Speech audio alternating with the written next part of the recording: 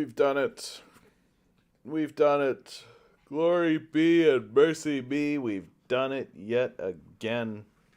Here we are, streaming, hitting the stream button. I had one of these days.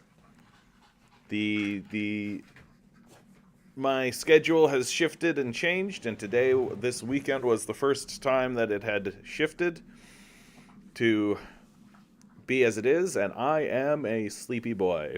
I'm looking forward to my days off because I got days off now. I'll have more days off than I have before, which is really, really nice. But I am currently a sleepy, sleepy bunny. I work long days now, long days. DJ, good evening to you, my man. Good to see you. But I'm quite grateful for it, you know. I feel like I woke up today and I went and got a gym membership. I had a plan for today. I had things I wanted to do. And I woke up and I thought, I'm not going to do any of those things. I'm going to be a lazy butt. But instead of being a lazy butt, I went and did the things I wanted to do. So success. Success. Slowly and steadily, everything is coming up, John. And so it's going to be great. It's going to be a good week. It's going to be a good week. Good evening to you, Eric. Absolute pleasure to see you. As we steadily come in together to have our weekly catharsis of what the hell is going on.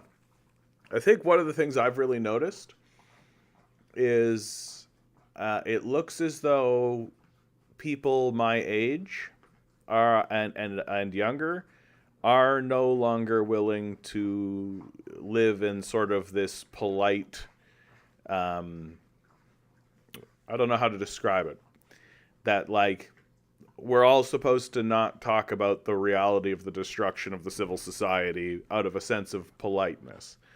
It's become extremely obvious that the society is cannibalizing itself, that it is falling into Nazism, that it is falling into climate change disaster.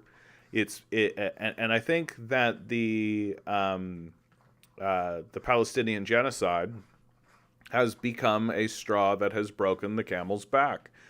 People are just no longer willing to be polite anymore about it. And what I mean by that is they're just no longer willing to stand by and pretend and feign ignorance when people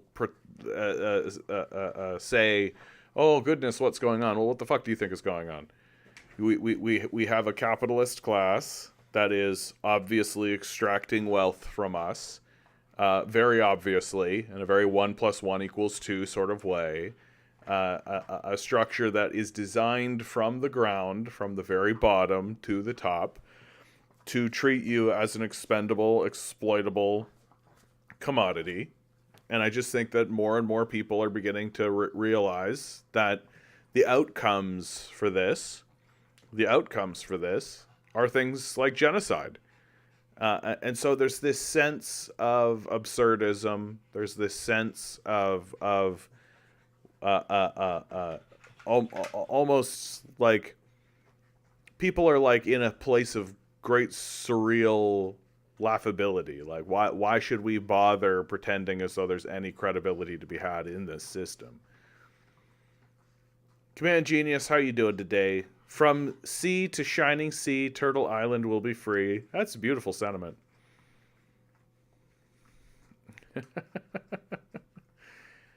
Eric says, I just saw a headline of a person saying that Grand Theft Auto 6 goes woke.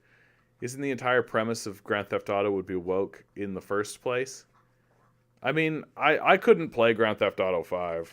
Everybody really loved Grand Theft Auto 5, and I was just like, it's too much. Like, Trevor is too much. You know, like it's one thing if you're like this kind of faceless, voiceless protagonist, but like Trevor is like a psychopath. Like he's just this raving, screaming. I'm just not on board. You know, I'm not on board. Did you see the crazy stuff that Hinkle was talking about? I don't tend to pay too much attention to Hinkle, honestly. I consider him to be something of an opportunist. I don't know about the KKK thing. Like, I haven't seen anything that's terribly convincing, but definitely I think he's an opportunist. I mean, like, I don't know, banning video games. Like, come on, like we're not going to do any of that. Like that's not going to happen. We're not even considering regulating like actual handguns. Like we're not going to start regulating video games. That's not what's going to happen, right?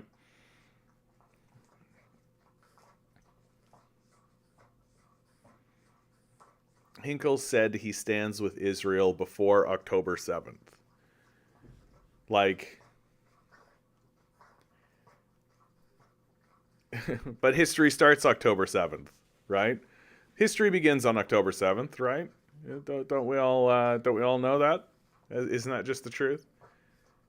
I can understand why somebody would be like, if you were a person who is standing there saying like Israel has a right to exist and we should be focusing on a two-state solution and all that kind of stuff. If you were saying that kind of stuff before October 7th, I don't think that that's an unreasonable position to take, right? But now I don't think you can maintain that. And if somebody is going to change their position on Israel based on what Israel's current actions are, I don't think I'm going to hold that against them, right? Yeah, that's what Command Genius. That's what makes him an opportunist, right? Like that he's doing it for the money. That like a guy like Hinkle, I more or less am of the opinion that he's just gonna go where the wind takes him and try and you can't really trust a guy like that because he doesn't actually have any principles, right? Like that if his base was suddenly like pro-Zionist rah rah rah, then he'd be pro-Zionist rah rah rah, right? I think that's just he's just we've seen these kinds of guys before. Some the most obvious one I think that's happened recently that I can think of is someone like Dave Rubin. Dave Rubin was just a grifter from the beginning. He was just an opportunist from the beginning. And money came along and told him to think and talk one way, and he said, okay, I'll do it. And he just exposed himself pretty thoroughly as a pretty open and shut grifter, right? That he's just talking because there's money to be made, and that's it. Resist Occupier says nothing has fundamentally changed. Good to see you, by the way, man. The two-state solution is and always has been the offer to Bandustans. I don't know what Bantustans are for Palestinians. I mean, I do think that the two-state solution was always like it was. Like what are we actually legitimately supposed to do, and what policy are we actually legitimately supposed to support? Now there are people who don't want to see like an outright people don't want to see an ethnic cleansing of the Jews in the area, right? And so a solution, a two-state solution, offers a path forward that creates an amicable peace where two sides that are in conflict can move forward in a peaceable way. But I feel like that two-state idea is off the table now. Like nobody, like with what's going on in Israel now, it's very difficult to believe that all of a sudden anybody is going to stand up and start talking about a two-state solution. Seems like any protest against Israel nowadays gets labeled as anti-Semitism. Well, the Congress is literally passing legislation to equate anti-Zionism with anti-Semitism, which is the legislation that's going to get pointed at as a tool to purge people from social media platforms. That's how this is going to go. That they're going to pass that kind of legislation that essentially says any criticism of Israel is anti-Semitism. And then corporations will pass policies saying anti-Semitism is wrong. And now that the definition of anti-Semitism includes literally any criticism of Israel whatsoever, that's what will be used to purge social media platforms. I think that that's coming. I think it's going to come sooner than we like. And we're going to experience a pretty big purge of these social media platforms across the board.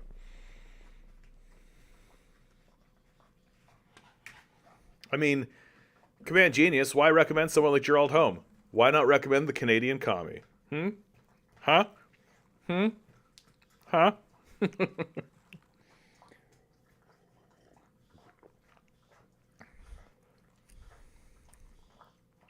Christ brings a sword. There's an epic name right there, my man. First time in here. Good to see you. We're just getting the show started, my man. And you're asking a big question right off the cuff. I'm going to assume with a name like Christ brings a sword that you consider yourself a Christian.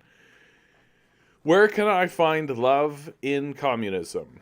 Well, the entire enterprise of communism, my man, is an enterprise of love. It is an enterprise that says, fundamentally, that we exist in a class-based system that's based on exploitation, where workers' need for food and shelter is being exploited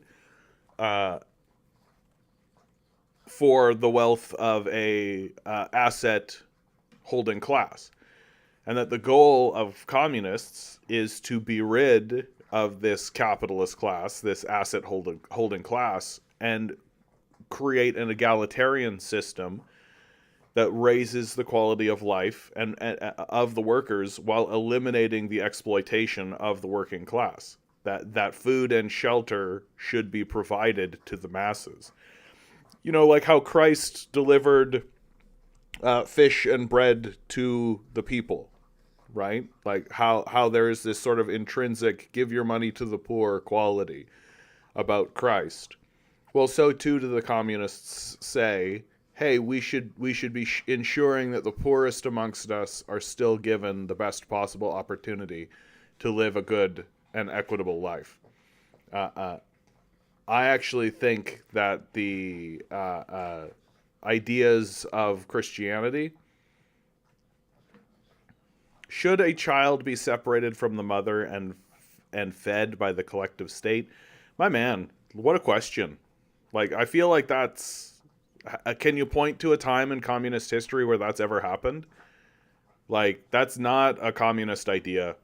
That straight up sounds like some straight up Nazi propaganda right there. Like, if that's what you're thinking about when you're thinking about communism, then that's pretty rough. That's a pretty rough place to start. And like, I don't know, what do you think school in capitalist systems are like? If you don't send your kid to school in the capitalist state, in the capitalist structure, you go to jail, right? So you got to send your kid to school from the time that they're 6 to the time that they're 18. They have to go to these schools. and what you think everything that you're being taught in the capitalist school system is for the benefit of you? Milo, hey, that's good. Thanks, buddy. I know, buddy. I know. Okay, you're good. Thanks, buddy. And no, the collective state, I did. I feel like you're reading pretty deeply into what I'm saying here, bud. Like that. The project of communism, the pursuit of communism, is a pursuit of love for people. I did not say the state is love. Like, that's odd. That the state is the goal of any communist project is actually the dissolution of the state. That you're eventually trying to be rid of the state. Well, okay, how do you define freedom? Freedom for who? Freedom to do what? Freedom for what purpose? Like, I'm sure the Confederates thought that they were very free.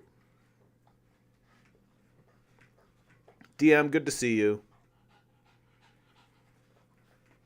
Hello, John. Some good news in regards to Mastermind Toys. They're closing 18 stores across Canada and be bought out by Unity Acquisition. Isn't capitalist karma great?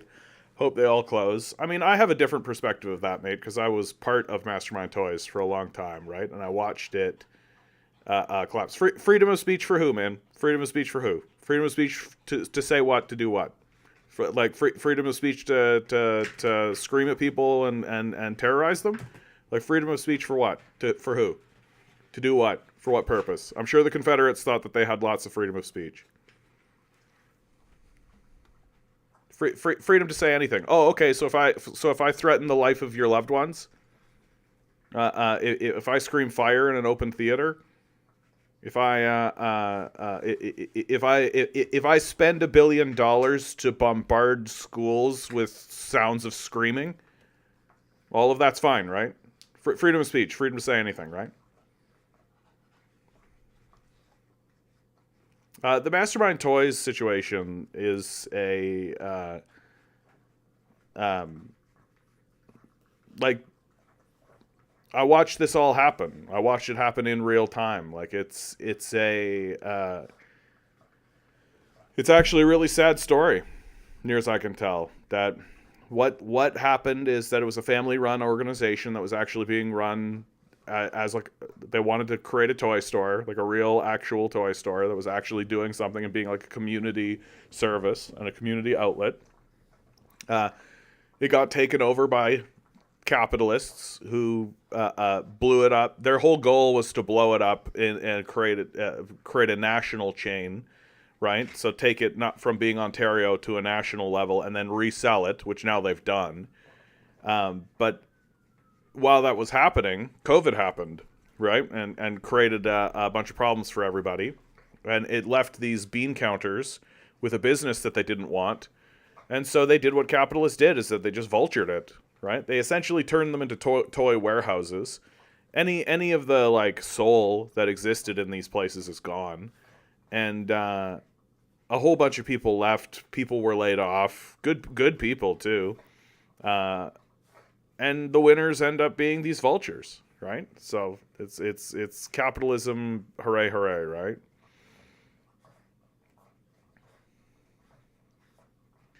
If you want to face the consequences, you can threaten me. Oh, okay, so it's just war, right? So it's just a society of war. Great. No thanks. In Cuba, the state provided daycare services so that parents could go to work, and the media used to have this idea that propagandized us telling. Like, to give you a good sense of where I stand with this, mate, like, so here in Canada, you can't stand up and threaten people. Like, you can't threaten people, and you can't say, you can't, like, say, hey, we should round up the Jews. In fact, there was a guy that was doing that not that long ago, and he went to jail for a year for it. And I thought that a 1 year of jail was quite lenient. I think it could have been much more severe. You can't just walk around threatening people with violence, like, you just can't. And if you think so, then I hope that whatever happens to you is negative and bad, and I hope that bad things happen to you, because it is wrong to threaten people. It is wrong to do so. And the only reason you should threaten somebody is if you're going to enact on it, if you're going to act on it. And so we're just going to get ahead of that. See, this is just childish. You like to know how God's enemy thinks? I love God. I'm a theist. Like, that's like the most illiterate shit I've heard all day, dude. Like, what an embarrassing thing to say to somebody. Is this how you talk to people? Because it's embarrassing. Like, you're just embarrassing yourself in here. I know you are fooled by Satan and don't really want to be eternally destroyed. Oh my goodness, my man. Like, you're off the deep end. Communism is atheist. Like,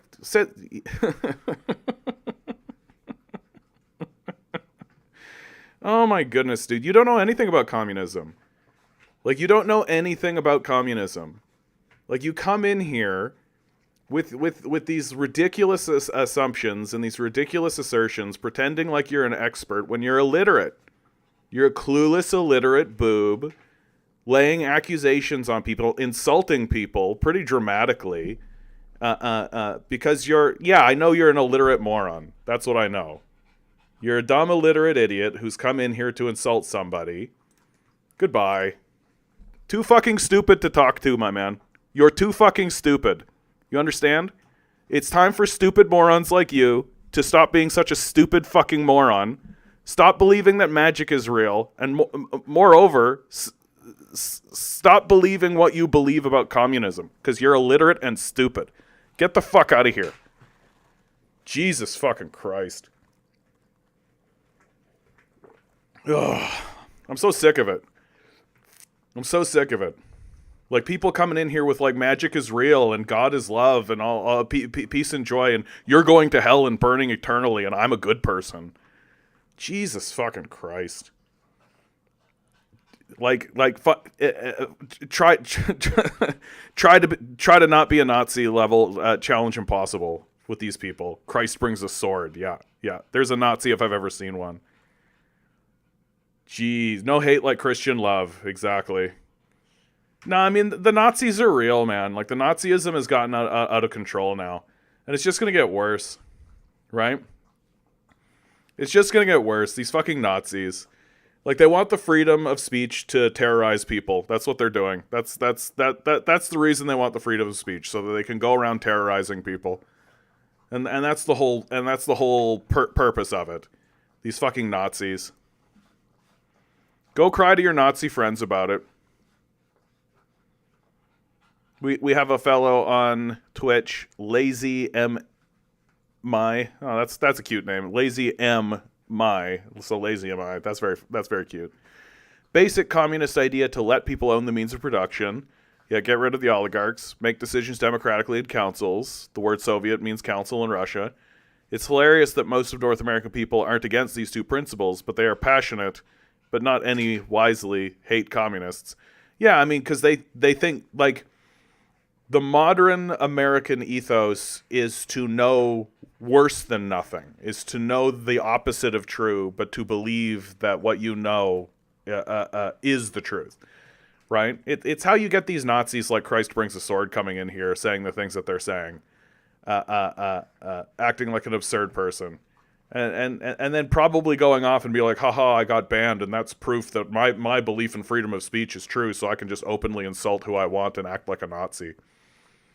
Like, crazy.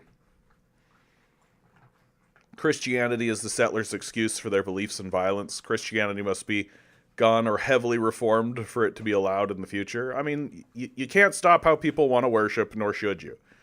Right? But like my complaint about Christianity is that it's become delusional. It's just a belief in magic at this point. And if you can believe that magic is real, then there's nothing that you won't believe, right? There's nothing you won't believe if you can believe magic is real. I will never get how the vast majority of Christians who read the Bible think that capitalism is good. Yeah, because they don't actually care about Christianity or God or Jesus or any of that kind of stuff. They don't actually care. They care about power. That's what they care about, right? Like, why do you think this guy's calling himself Christ brings a sword? Like, he cares about power.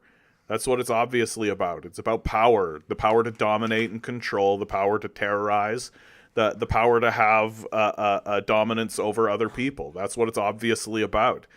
Like, if those people were born in the 300 BC or in 3000 BC, where the religion at the time was the worship of Kokablockblo, the eagle god, they would just be like, that's what they would do, right? That they're not actually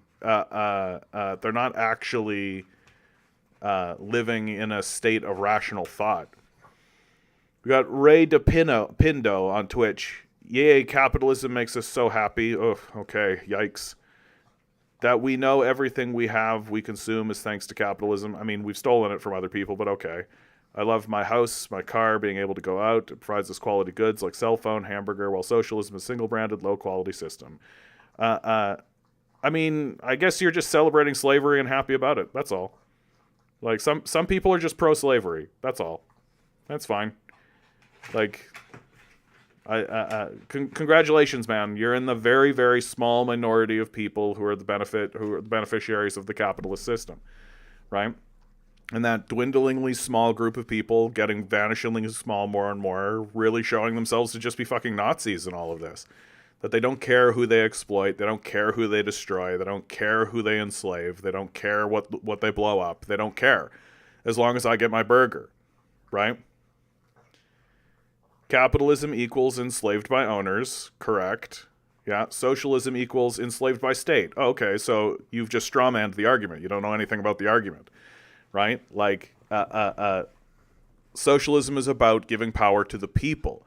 It's about the people having control of the means of production. That's the whole idea and the whole point, right? In the Soviet model, you had Soviet councils where the people were electing their leadership, and in the Chinese model, you've got workers' councils where enterprises have workers' councils, right? So I just once again, it's just somebody who doesn't know anything about the subject thinking that they do, which is it's just wild, the confidence that people have when they come in here talking about a subject. Giving power to the people makes a state stronger. Define a state, please. I mean, you're so obviously intelligent and understand what's going on, right? What's a state? What's the state as communists define it? What's the state?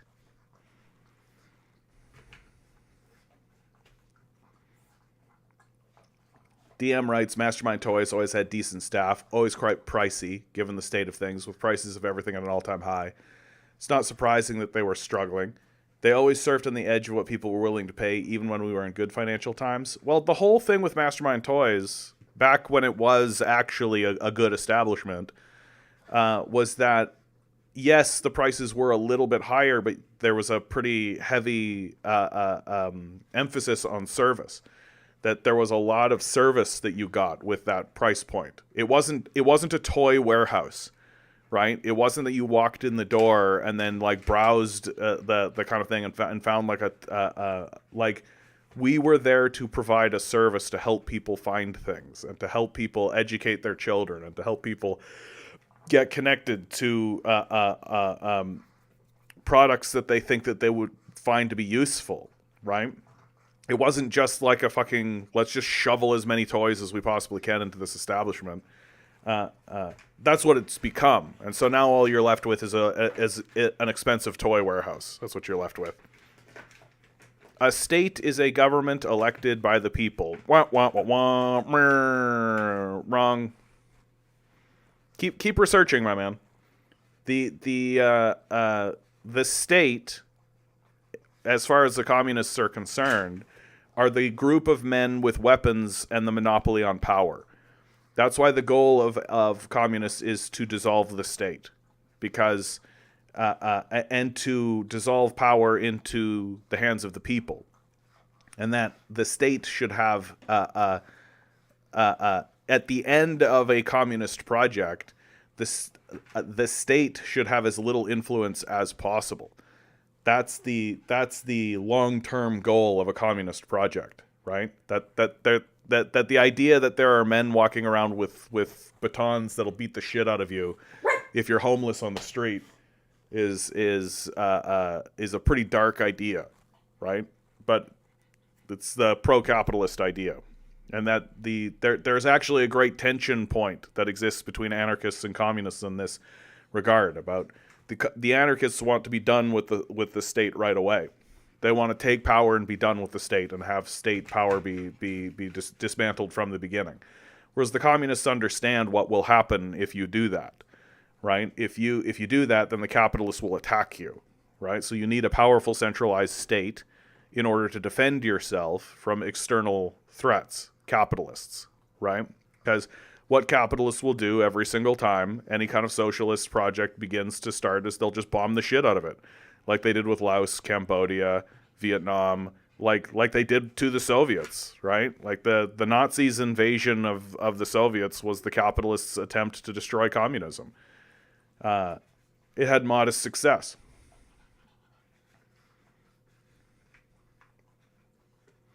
Ben, good to see you. You made the comment a month or so ago that Justin Trudeau will not be remembered for anything he did as a prime minister, but he most likely still has over a year left in power. Might he do something in that time? No. No. Like he's a floofy-haired idiot. Like he's not gonna. What could he possibly do? I just don't think there's even a Hail Mary in him. I think that he knows he's going to lose. I think that he's happy that he's going to lose. I think that he's finished as the prime minister. I think that he feels he's finished as the prime minister, and that he's going to go work for corporate power, and that's going to be.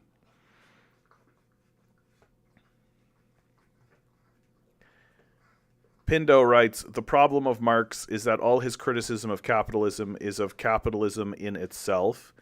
He doesn't consider that we have a welfare state to attend and guide the people and reinvest and collect money through tax to help all. I mean, when Marx was alive, that wasn't happening. And eventually we get good health care, good salary through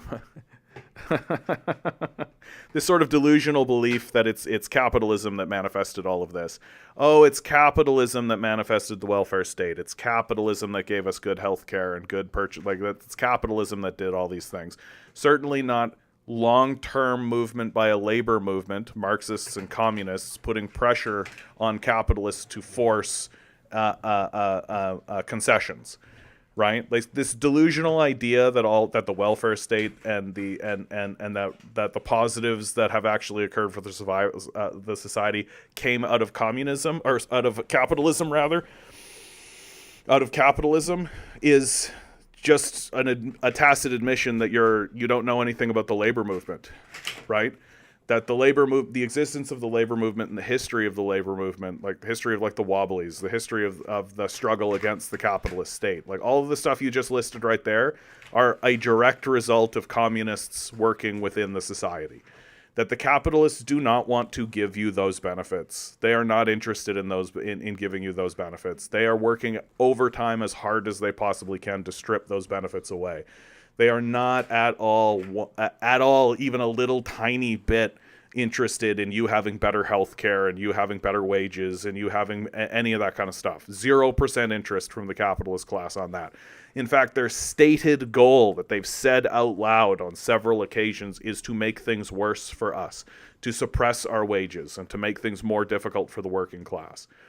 The history of the labor movement shows us very clearly that the only time that capitalists actually will improve the quality of life for people is through labor action. You can see that most recently in the strikes that from the writers' strike that happened in the United States, right? That the writers were getting screwed over. They were going to continue to be getting screwed over. They weren't being given glorious benefits from their owners, right? Quite the opposite. Their owners were doing everything they could to undercut them and screw them over. And so they had to go on strike, foment rebellion, create collective bargaining, right? Very, very socialist and communist ideas. And they achieve victory. They win doing that. And the idea that capitalism just sort of bestows goodness on the people who are under it is just a tacit admission that you don't know anything about what's going on around you. You're probably just a kid who's just come up in the world and you just say, yes, sir. And as long as you say, yes, sir, you get like a good job and a good wage. And you're in that like small minority of people who just kind of eat off of the back of an enslaved class. And you seem unaware of it.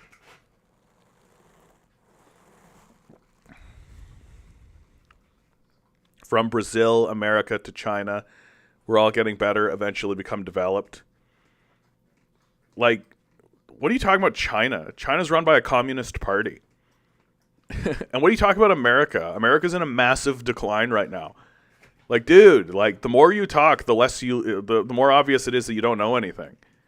Like that's what's shocking about the way you're talking. Like it seems to me like you're in like this like really delusioned, like demented sort of space where you live in this little bubble of richness. Like do you live behind a gate? Like when your dad drives you out of your house, right? Do you have to go through like a gate? Are there guards in the tower? Right? Like it seems to me Biden agrees with me. Oh well, if Genocidal Joe agrees with you. The guy committing a massive genocide right now, he agrees with me. That's right. I'm a serious person who knows things. I think that Joe Biden's opinion matters.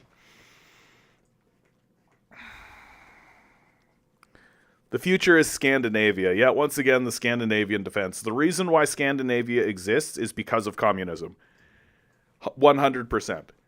That during World War II and pre-World War II, There were communist and socialist forces within the Scandinavian countries saying, we will foment a revolution and overthrow the capitalist class, like they did in Russia, our neighbors.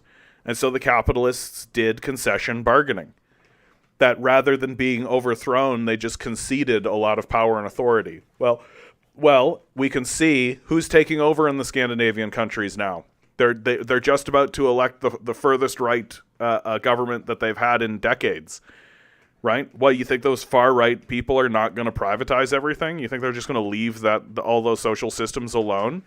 You think they're just going to be completely normal and everything's going to be completely fine?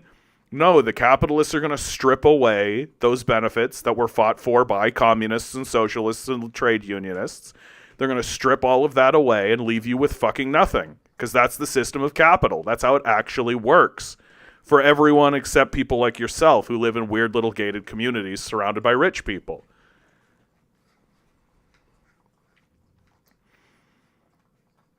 Yeah, under capitalism, the state is run by capitalists and oppresses the working classes. Under socialism, the state is run by the working classes and suppresses the capitalists and other reactionaries. Yeah. Command Genius says, by the way, the idea of the 1% is a settler perspective. Settler workers have something to lose if a communist revolution were to happen in the United States. That's why white workers are more influenced by fascism and black workers are more influenced by communism. Yeah, when China does something good, it's capitalism, but when China does something bad, it's communism. Yeah, exactly. Don't look up what side Finland fought on in World War II. Yep, if China lifts 800 million people out of poverty, it's capitalism. But if China's infrastructure is crumbling, it's communism. Yeah. Ben still discussing Trudeau, right? Weed, the carbon tax, and the Emergencies Act. That's his legacy. Yeah, I think you're right about the Emergencies Act the most. Legalized marijuana, I think he is the one whose signature is on the legislation, but I don't think anybody's going to be like, hurrah about it. The carbon tax looks like it's not going to make it through. Right? It looks like the Poilievre administration is going to come in and just get rid of it. So that whole fight will be for naught. And then the Emergencies Act, though, that's probably right? And that's not exactly the greatest of legacies. That's not the great thing that you want to be remembered for, is the Emergencies Act. Yeah, Isaac, they always like to talk about Scandinavia who are living off the resources from Africa. Yeah, that's the other part of it, right? Like, yeah, the Scandinavian model is the best, where we colonized Africa, stole all their resources for ourselves. Capitalism's the best system in the world. Train robbing is the best system in the world, according to train robbers.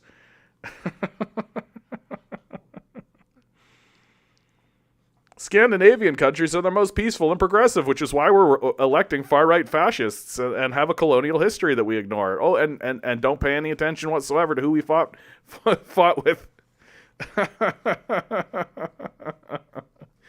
Jeez Louise, man. It's that little dog in the cartoon. This is fine. House is on fire. Denmark still holds on to Greenland as a colony, by the way. Very nice. Gordon Fiala. Just with a straight out LOL. Good to see you, my man.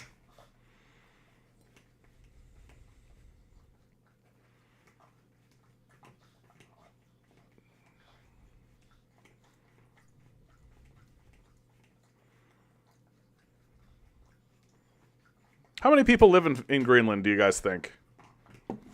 How many people do you think live in Greenland?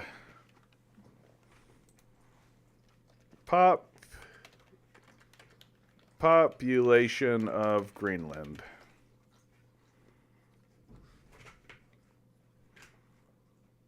Oh yeah, like 56,000. Like nobody. There's like a real that's not even a small town here in Ontario.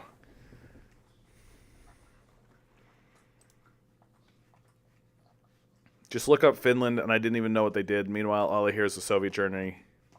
Yeah. Yeah, all we ever hear about with the Soviets, the Soviet-German non-aggression pact, that's the same as a hardcore alliance. They're the same. Yeah, exactly. Scandinavia is like the poster child in Western countries for reactionaries. Seems to be.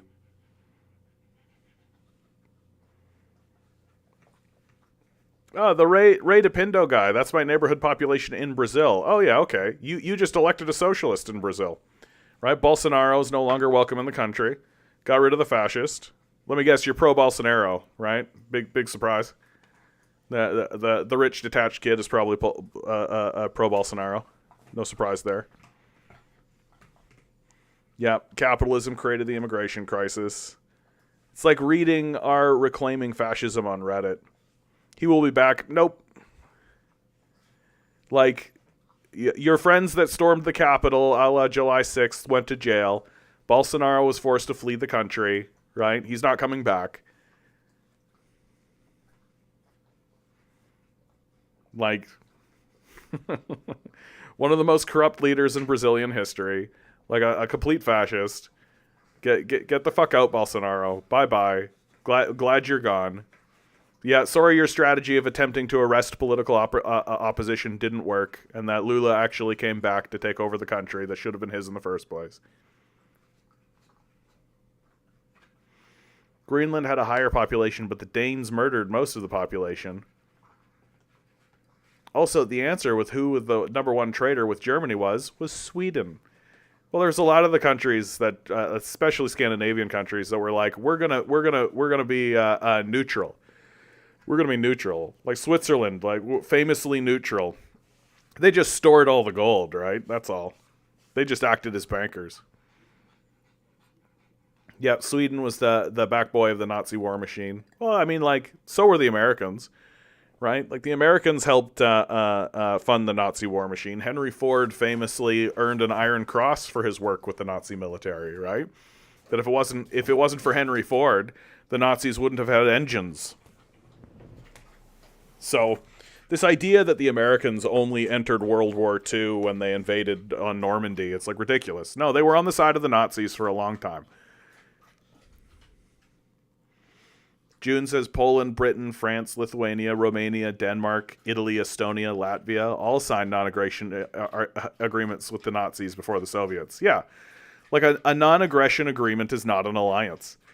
Like it's so babyish to try to pretend like this is even the Soviets saying we accept the policies of the Germans. Like it's straight up just them.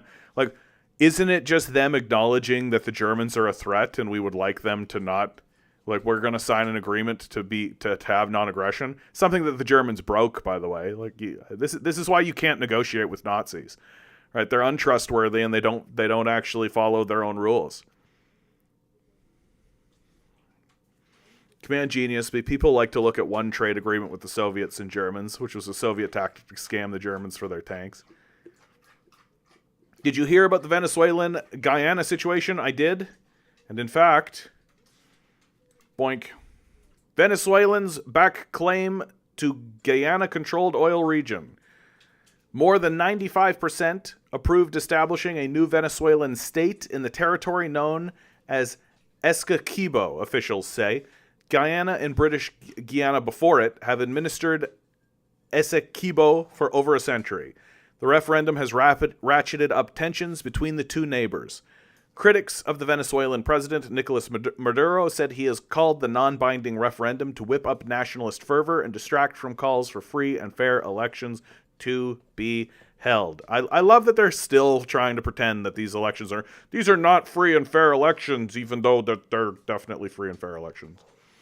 President Maduro, who has been in power since 2013, had urged people to turn out en masse and vote 5 times yes to the 5 questions his government had posed on the status of Essequibo.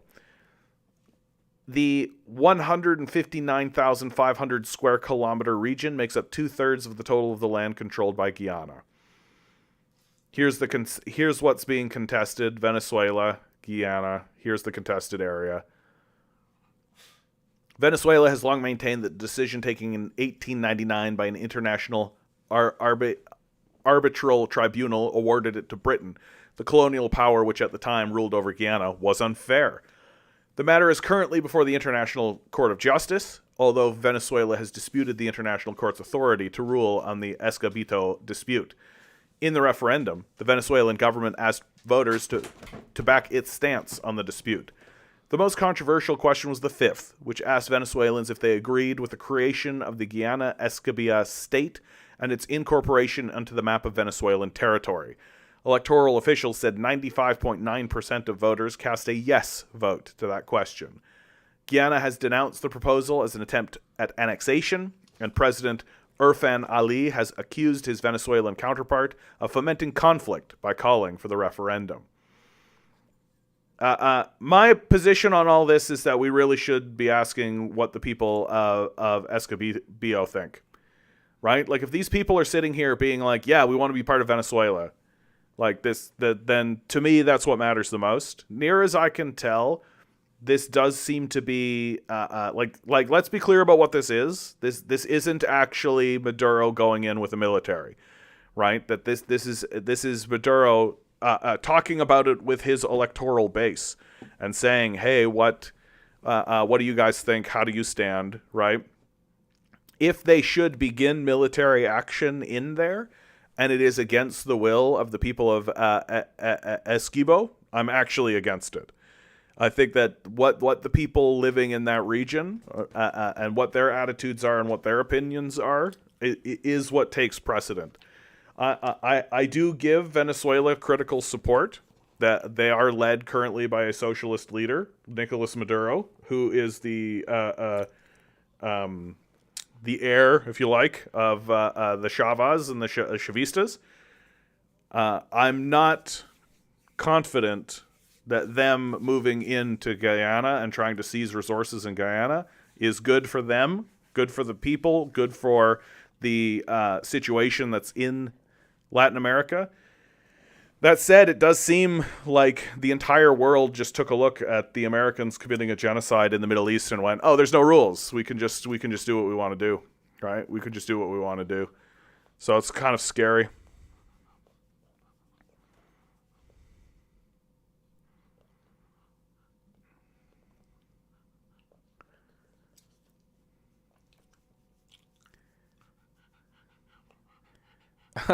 You guys have to hear this.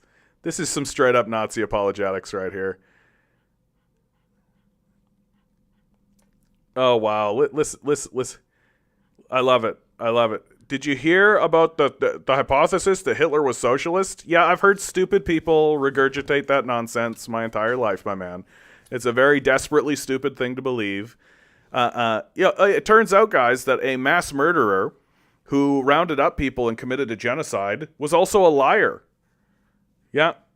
So you got to be pretty dim-witted to believe that line. Hitler hated gays, something Soviet Union and Yugoslavia also did. Communists usually, in order to get a perfect ideal. Believes in killing of disabled people out of the curve.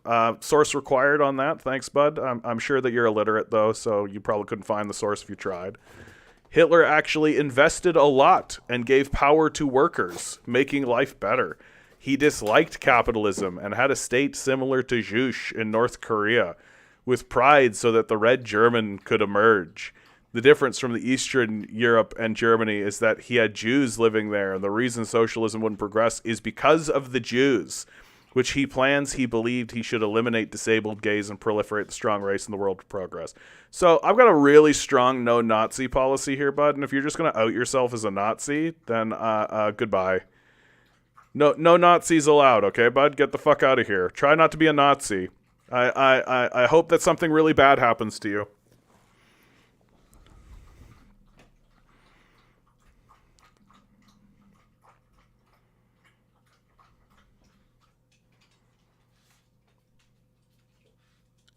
Amid D26. I was talking. This is about talking to a feminist the other day. Being an Indian-born person, I said the U.S. and Canada are very feminist countries where women are free. She opposed me and said that women were not free. The U.S. is no better.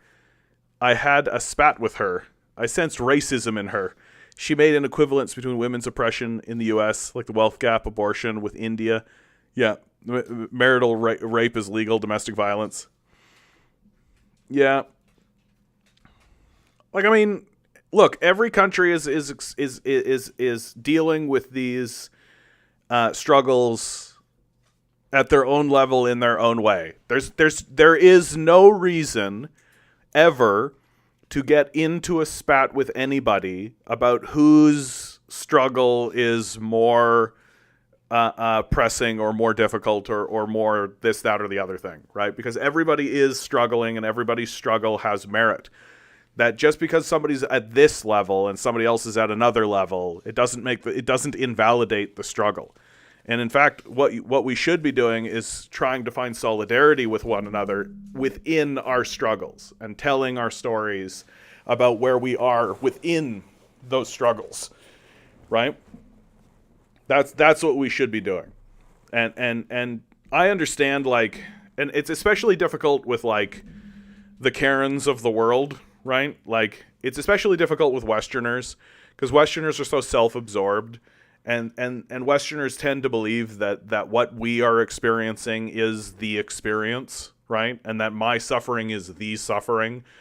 And so there's a lot of, like, you kind of got to be like, okay, yeah, you're right, that does sound bad. Oh, yeah, okay. There is a bit of that does happen. But it's not to invalidate their struggle and to invalidate the struggle that they're experiencing. Even as they seek to invalidate your struggle. That's what's frustrating, right? Like, that is what's the most frustrating part. Like, obviously, what's like the feminist struggle that exists in, like, the Middle East and India and across the rest of the world is much more serious. There's much more serious things happening. But that's not to say that the things that are happening in the West are not serious. So I would describe what you experience as an unfortunate scuffle, that you probably just met somebody who was very indignant and somebody who's probably used to talking to Nazis a lot, right? And so you can get that kind of, like, attitude that happens towards Nazis. Well, you can direct that towards other people, right? And I think that sounds like more or less what has happened. Isaac writes, ExxonMobil has offered large sums of money to the opposition in Venezuela to run against Maduro in exchange for withdrawal requests to the right of the region of the Essequibo. Yeah, to me it seems like it's a much more complex issue than I am equipped to really comment on. I feel like it to me it does come down to, what do these people think? What do these people actually want? Because if you are to take an ideological tract, like, communists and socialists would generally be in favor of it, right? Because they believe that a communist or a socialist government is going to do better with those resources than a capitalist one. But my position is and will always remain, well, what do the people of Essequibo think?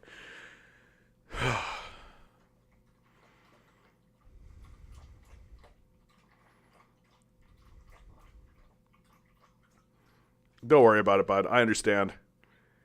No, I mean, like, Emmett, it's really worth bringing this stuff up because there's a lot of emotions in the conversation. There's a lot of Nazis in the conversation now too, right? And that's something that's real. Like, that's something that's really, really real. That because we're having so many mask-off pro-Nazi moments, emotions are running as high as I think they ever have. And they're going to continue to run really high because there's all these genocidal maniacs in the conversation now who feel empowered to be genocidal maniacs. And so what can happen, and I think that I say this out of a sense of trying to encourage one another, is that you can encounter a person who has really reached their wit's end with Nazis, who are prevalent and everywhere now. And it's completely cool to be a Nazi now. You can just be completely out in the open about it, and no one's going to say shit to you. You might lose a sponsorship deal or something, but nothing serious is going to happen to you. You'll be able to still publish in the National Post. You'll be able to get elected to city council. Like, it's a legitimate political position now to be a Nazi.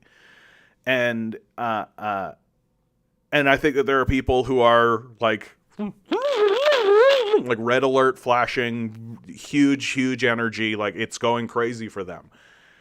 And so if you find yourself getting into a conversation with somebody where you have minor disagreements or points of contention, right? Well, they might be existing in this state of like every threat is a Nazi level threat. And every threat is on this kind of scale of like big red flashing red alert energy. Like, for God's sakes, I've already banned 2 Nazis off my chat today, right? Like literally I've been streaming for less than an hour and I've already had to get rid of 2 Nazis from the chat today. So Nazism is cool now. And so I think that there are people who are just in a big flashing red alert Nazism. And when people get into that, when they get into a conversation of minor disagreements, they immediately, and I've been guilty of this myself, they can immediately jump into I'm talking to a Nazi. This is Nazism. And when you get into that, it's very difficult to find the common ground to come to a kind of position. And so my advice for people is to really understand that. Really understand that if you're getting into a political conversation with somebody, and even if it's somebody who you might ostensibly believe or agree with or consider an ally, they might be in this heightened, like, I'm talking to Nazis space. And so that means they're going to be extremely defensive. They're going to be ready to fight. They've got the daggers drawn. They are not going to put up with anything. And so you gotta tread lightly, and you've got to be willing to accept that people exist in that kind of high energy space. And you got to realize that because that exists, that our role should be one of de-escalation as often as possible. And that it doesn't matter if you believe that you're right and that they're wrong or any of that kind of stuff. Because sometimes you got to get to that position where you recognize faster that you're dealing with somebody who is in this like Nazis, like in that space. And as soon as you accept that, you're going to have a better time. You're going to have a better time. And you're going to be able to have more productive conversations with people, I think. Because it's just like it's fucking ridiculous what's happening. Like what's happening in our reality right now is fucking ridiculous. And I think that we have to be more forgiving and more compassionate towards those who are ostensibly our allies, but seem to be acting out of a state of heightened emotion. Because that counts for a lot, man. It counts for a lot. I hope that helps you, bud, because, I mean, I know I'm as guilty as this as anybody, that you can get caught in this idea of, like, but I'm correct. It's like, sometimes that doesn't matter so much, right? Sometimes it doesn't matter so much that you're actually correct. That what actually matters is accepting someone's emotional kind of experience and where they're at. Jonas G writes, Hitler played identity politics. No.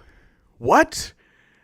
Hitler wouldn't do... Yeah, East Germany was the first country to legalize homosexuality. What are you talking about? Yeah, illiterate people are illiterate, Command Genius. Who knew? I think you should challenge Nazis instead of sending them back to their echo chamber. No. Like, no. I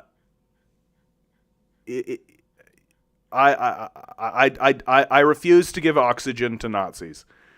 That all you're doing, like, Nazis only talk for 2 reasons. It's the reason why they're all about free speech, right? They only talk to you for 2 reasons.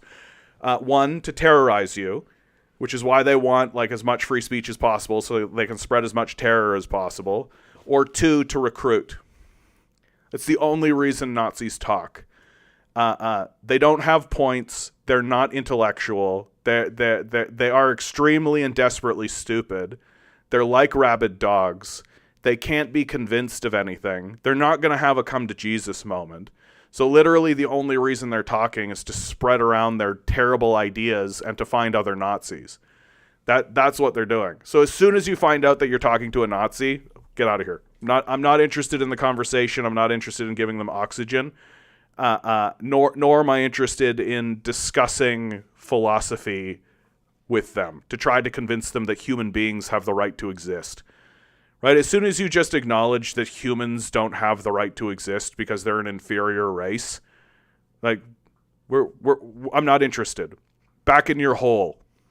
It's bad enough that we're honoring them in Parliament.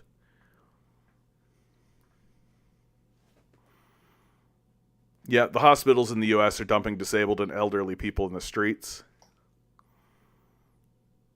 Yeah, why? They just want to waste your time and use your platform to spread their hateful ideas. Yeah.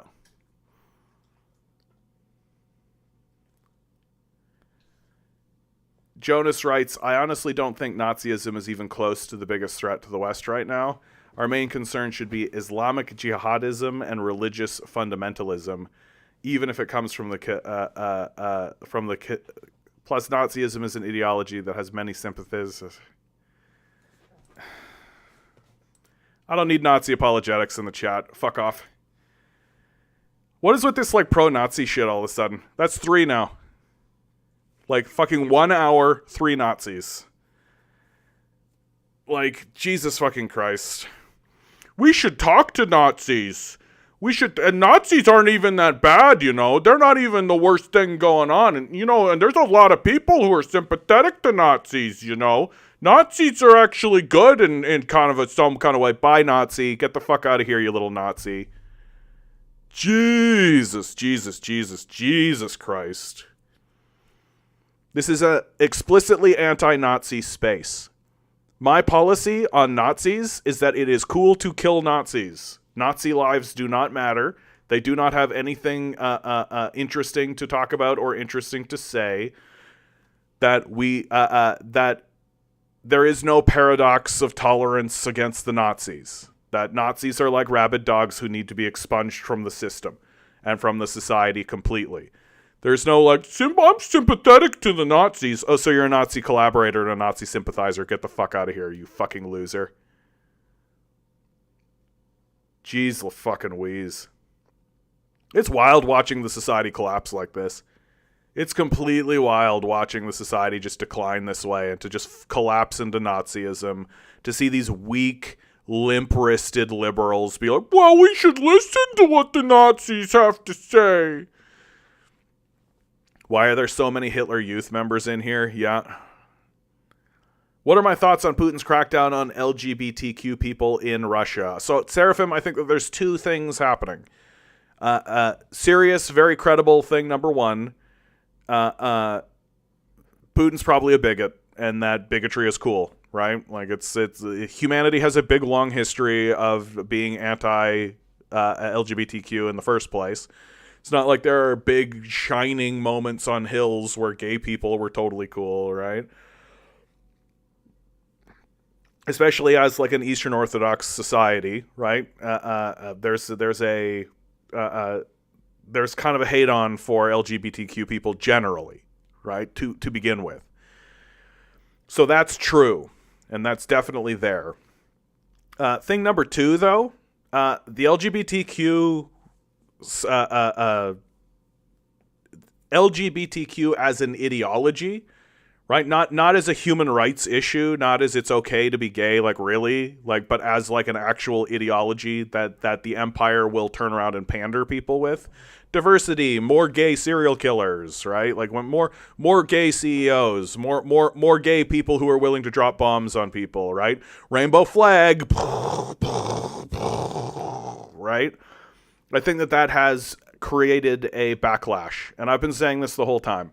I've been saying this for a while now, that the backlash against the it's okay to be gay kind of statement, which, of course, like we here at the Canadian Commie are pro-LGBTQ, and we support our LGBTQ brothers and sisters, no doubt.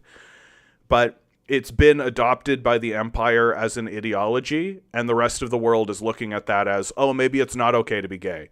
Maybe being gay turns you into serial killers. Here's all of these rainbow flag bombs being dropped on us. Like, so I think that there's a couple of things going on, but I think that it's all true.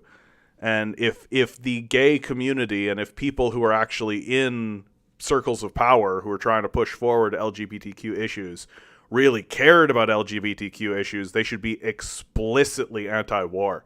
At the very least, explicitly anti-war, anti-interventionist, anti-empire, right? Just anything that's going to result in people getting bombed by gay flag covered warplanes. Like, you're going to experience a really major backlash. And there it is. Yeah, Compton. Good to see you, by the way, Compton. Compton nailing it. Goddamn, these buffoonish fascists are trolling about in principled leftist circles, trying to make a connection of fascism to the state structures of actually existing socialist states. Holy shit. Yeah. They're trying to do one of two things, right? They're trying to, well, no, they're really only trying to do one thing because they're pretty transparent, right? They're just trying to discredit their enemy. That's it. They're trying to make it so that they don't want the mass of the neutral public to feel like they'll have somebody to turn to. And they want to convince the neutral public that communism is the same as fascism, so that when the fascists actually take over, the populace won't turn to the communists because they'll just be like, this is just as bad as fascism. That's the goal, more or less. And it's really transparent, and it's really obvious, and it's really pathetic. This is just the settler colonial society trying to appeal to settlers that are oppressed by dangling the keys of whiteness to white queers for them to have gay, white, traditional settler families. That's quite a sentence, Command Genius. Gay, white, traditional settler families. It's just funny, that's all. I think you're right, but I think it's funny the way you said it, that's all. Ligand to Z, the empire used to be super anti-LGBTQ and imposed that into their colonies. Now these former colonies today are still experiencing that trauma. Hence why they are anti-LGBTQ today. Yeah, they haven't healed yet. No, I said it was true. It is true. That's hilarious.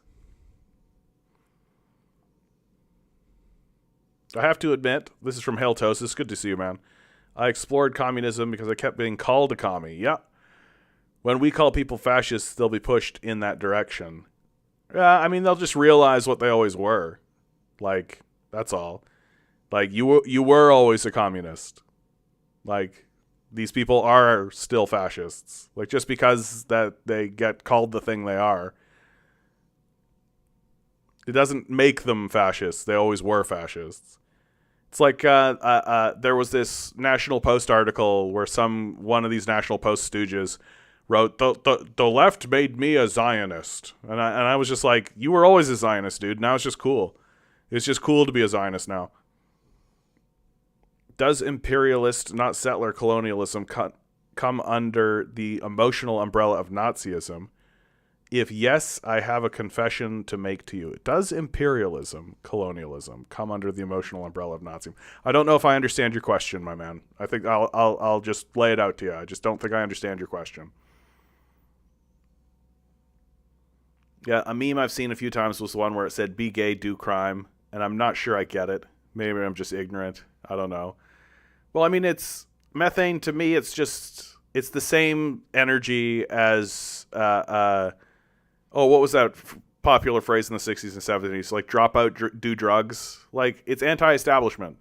It's just saying straight out, don't support the establishment. Get out from the establishment's ideas of how we should organize the society. Right? Be gay, do crimes. Like, don't listen to what you are told about the system of propaganda that exists within the society. And we shouldn't. Like, we just straight up shouldn't. Right? Like, one of my favorite things that's happening here in Ontario, Ford government to mandate lessons on Ukrainian famine in schools. Speaking of Nazism, right? So we are putting grade 10 students will be taught about the persecution of Ukrainians during the Holodomor or famine as part of what Education Minister Stephen Leach calls necessary learning on political extremism. Or, as I like to call it, Nazi propaganda. So we're putting Nazi propaganda into the school system, where we're no longer interested in, the Hitler Youth has expanded. Yeah, and it's going to get worse, right? Because what we're going to end up with, what this is going to do, is it's going to get a whole bunch of dumb kids, like 16-year-old kids, believing in Nazi propaganda and believing that Nazi propaganda is real. And there is no political check on this. There's nobody who's actually standing up and being like, wait a minute, maybe we should do a serious analysis about whether or not this claim is accurate. Is this true? That this was actually like something that was done on purpose? Can we see Stalin's speeches? Can we see the planning documents?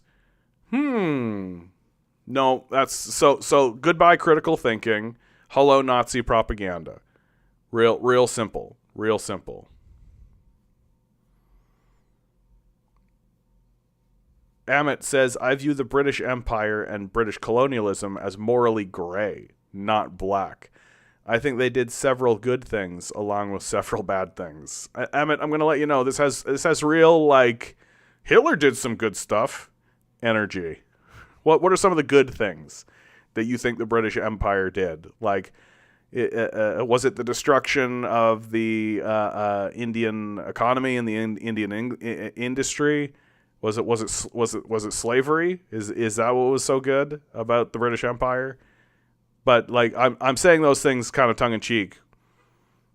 It influenced India in some positive ways, such as the creation of the Constitution and outlawing female infanticide and sati, burning widows along with their husband's corpse. Monogamy was another colonial influence. Before that, powerful men had many wives, as well as second-class wives, if you know what I mean, in their homes. I mean...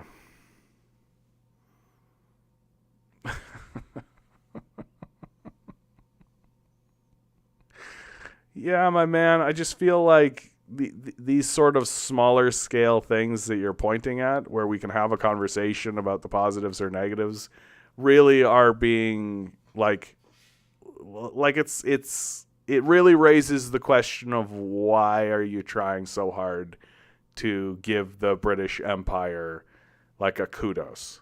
You know what I mean? Like, even if I concede the point, even if I'm like, oh, sure, those things that you said are universally good and true, okay? Let's just concede that point. I just don't know why you're kind of going out of your way to point out that an empire that had like overwhelming slavery, genocide, highly militaristic, literally, like, you're talking about India, like, India was like a world industry superpower at the time of the British Empire. That Indian silk was world renowned. People traveled from all over to get Indian silk. Right, and the British came in and literally destroyed that entire industry, cutting off the thumbs of the tailors so they couldn't even use the instruments. Like, it's just this like horrific, brutal, dark period in India's history, let alone the other colonies that existed throughout the British Empire. And I just don't really understand why somebody would want to look at this sort of like overwhelming, obvious, negative force in the world and be like, yeah, but they did some good things too, you know? Like, okay, well, even if they did, even if Darth Vader like really enacted a decent housing policy for Anderon or whatever the fuck, like, I just don't understand why you're interested in that. You know what I mean? Like, why the apologetics? Why the, like, yeah, but okay. Why? Like, what are you achieving, do you think? Anti-colonialism is becoming a justification for totalitarianism. Can you expand on that? Like, who is doing totalitarianism in your view? Baked Potato, good to see you. Hey, John, I was at a 7-Eleven in downtown Toronto recently the other night ago. I was craving some late-night snacks. Placed an order through Skip the Dishes for convenience. When I got there, the clerk informed me that they had nothing left in stock since everything was stolen. He told me to grab whatever I wanted as a replacement instead. While I was looking around, it was pretty shocking to see that almost everything was gone, except for potato chips for some reason. I grabbed my things as quickly as I could and left. Noticed there's been way more drug addicts loitering around than usual. The decline of the society occurring in real time was pretty crazy to witness. Yeah, dude. Like, it's happening. Like, it's fucking happening. And, like, things are going to get really, really, like, I genuinely think that it is going to turn into, like, neighborhoods looking out for neighborhoods. That, like, it's going to be like you'll have, like, the neighborhood community looking out for itself, and then police stations will be within those neighborhood communities, and those police stations will be seen as kind of an outside force exerting its own pressure, extracting wealth from the neighborhood. And, like, you're going to have, like, a rise of what will be called gangs, but will essentially be groups of concerned citizens within their own neighborhoods attempting to police and discover what's going on within their own neighborhoods. Like, the breakdown is going to be severe. It's going to be very, very severe. Yeah, colonialism is one of the most totalitarian things there is. Yeah. Colonialism was Nazism's daddy. Yeah.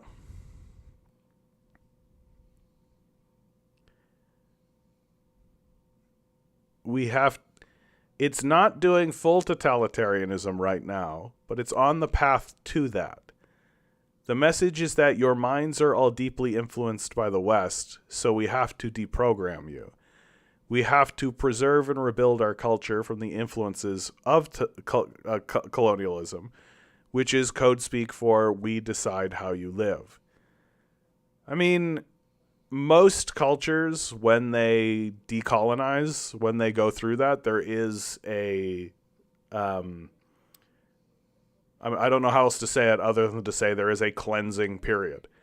There is a period of time when the idols of the old gods are destroyed, that kind of thing. It just definitely happening. Yeah, England destroyed India's industry, economy, and impoverished to the Stone Age. Churchill took their food to send it to England, where 11 million Indians died. Yeah, the apathy for victims who aren't white is insane. Yeah. Like, I just think that there is sort of this attitude that also exists that says I should never have to consider anything that's going on in the world around me. You know, that seems to be what's being said when it's freedom. That literally any infringement on me being able to do anything I want to do 100% of the time is totalitarianism. You know, but like bedtimes are totalitarianism. It's kind of like there does come a point where you kind of have to look around and be like, yeah, we had like this colonial force that was absolutely destroying our country and it left. We don't want it to come back, nor are we interested in its influence in our society. So we're going to get rid of these sorts of things, and being like, well, I don't want that to happen. And it's kind of like, yeah, too bad. Like, too bad.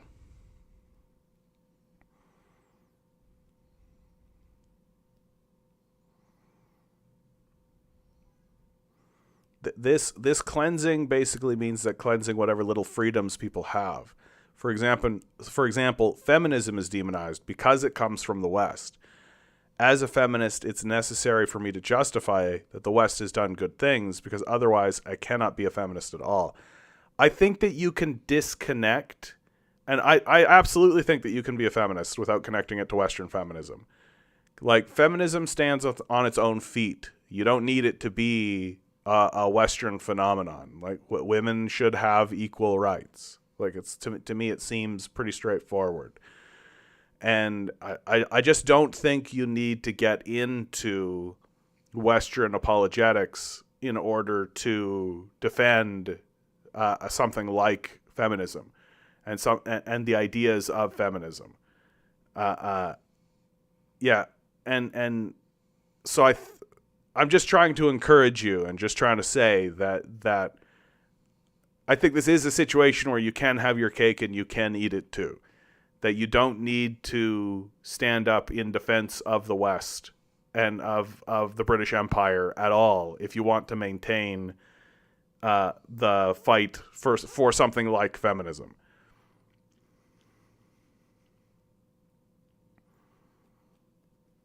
feminism is anti-Western. It's like saying Vietnam was destroyed completely, but look, we brought them Coca-Cola. Coca-Cola, my man. Hey, when was the last time you had a really beautiful Coca-Cola, right? When was the last time you had a really crazy, beautiful Coca-Cola? Content is just like, nope. The more decolonization happens, the less it has to be the feminist problem about what happens to people outside your own national sphere. What happens in other countries do want have.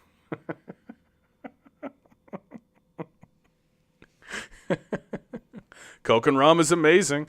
It's true, Simon. It's true. Yeah, I mean, yeah, I think that you can. I think that we should wash our hands of it, right? That we should. I don't think we need to stand up and be like, the British did some good things too, Like, I think that we can just say, like, if you think that's true, right? If you think that's true, and I have to admit, I appreciate your candor, especially, like, as I've been banning some, like, people in the chat. But I can really tell, Emmett, that you're coming from a place of, like, really, you're meaning well. You know what I mean? Like, that's the difference between these other guys and you, is that, like, I could tell that you're really meaning well, and that you're like, okay, I'm really struggling with this idea, and I really am trying to get some help through it. I just think that I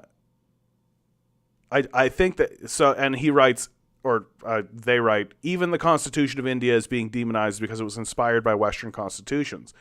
They are trying to scrap the Constitution and institute a religious state. I think that you don't need to defend your Constitution along imperialist lines, right? I think that if you like your Constitution, you can say why and defend your Constitution from that perspective. And saying that the British did some good stuff too, it loses you ground. I think that this, just from a straight up tactics perspective for you, I just think that you're not going to earn any allies or gain any support using that argument. If you actually think that your Constitution is valuable and you're concerned that the Constitution is going to get changed into into something that you would prefer not to see, then I think that you can make those arguments based on the strength of what the Constitution brings versus what the plan is to have it come in. And I think when people say, oh, but this is all just colonialism and all that kind of stuff, you can just sidestep it. And you can just say, okay, be that as it may. This is what the Constitution is doing. This is what we have. Just simply because it was passed initially by this British colonizing kind of people is beside the point. That this is what the Constitution actually is, and this is what it actually stands for. And especially if you're concerned that something less legitimate or more harmful is going to come in. And the reason why I'm talking this way is because I don't know, like, I haven't read the Indian Constitution. I don't know what the plan is to bring in a new Indian Constitution.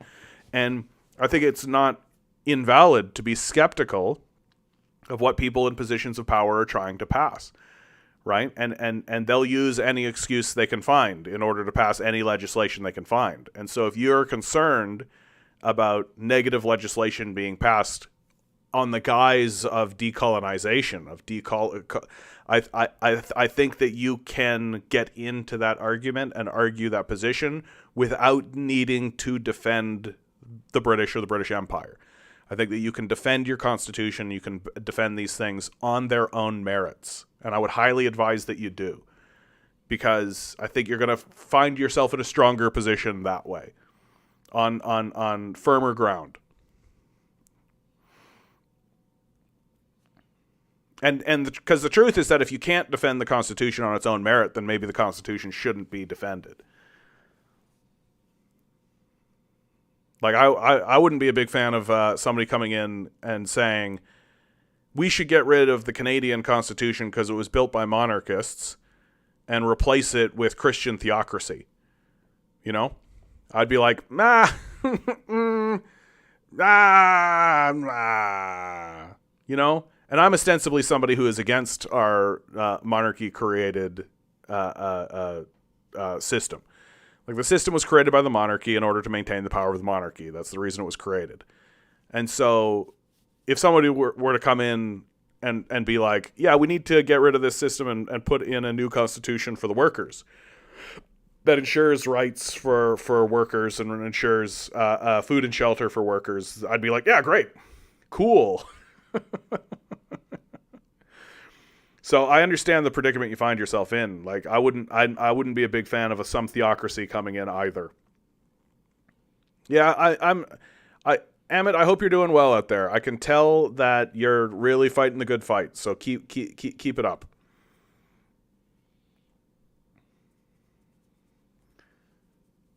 What I mean to say is that if you lose your colonial influence, you can literally just check out. Why do you insist on caring what happens in a country you have no power over anymore? Colonial bombs were dropped in your name, but they were never meant for you or your benefit. Yeah. Yeah, the British did nice things. Look at Africa's development. Even the streets are not paved. Yeah, I mean, to me, taking a look at Africa shows you kind of how dramatic the failure of capitalism actually is. That capitalism has no long-term plan or long-term planning whatsoever. That it is just about extracting as much wealth as it possibly can in this moment at this exact time.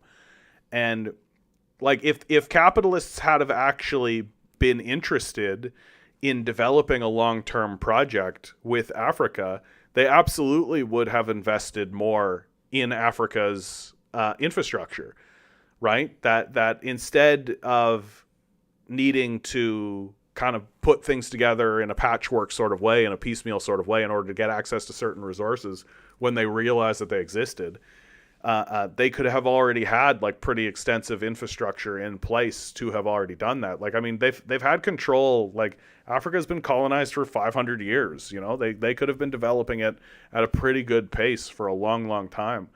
But that's not how capitalists view it, right? That they literally are just like, how much money can I make for myself today? How much wealth how much profit can I make for myself today? How much can I extract right now? I don't care what happens 100 years from now. I don't care. It doesn't matter at all. And so let alone a year. Like, I don't care what happens a year or 100 years from now. Like, it doesn't matter. Like, how much money can I get today? And meanwhile, like, you're going to see like a really big pivot, right? You're going to, that could change if China decides to install a Belt and Road Initiative between China and Africa. This is exactly right. And that is what's happening. And there's a lot of conversation happening in Africa about this very thing. And it is not insignificant, right? There's a good segment of the African populace that's skeptical of China. That's skeptical that China is coming in as a new colonial force. And I mean, I would be skeptical too. I don't think that they're wrong to be skeptical. I think that the proof's in the pudding, though, is that China is coming in and it's doing just this. It's developing Africa, and it's helping African nations actually build roads and build electric power grids and building all of this kind of stuff.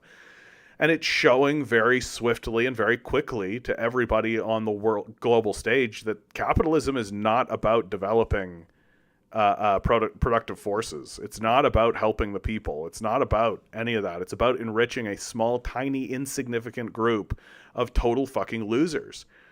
And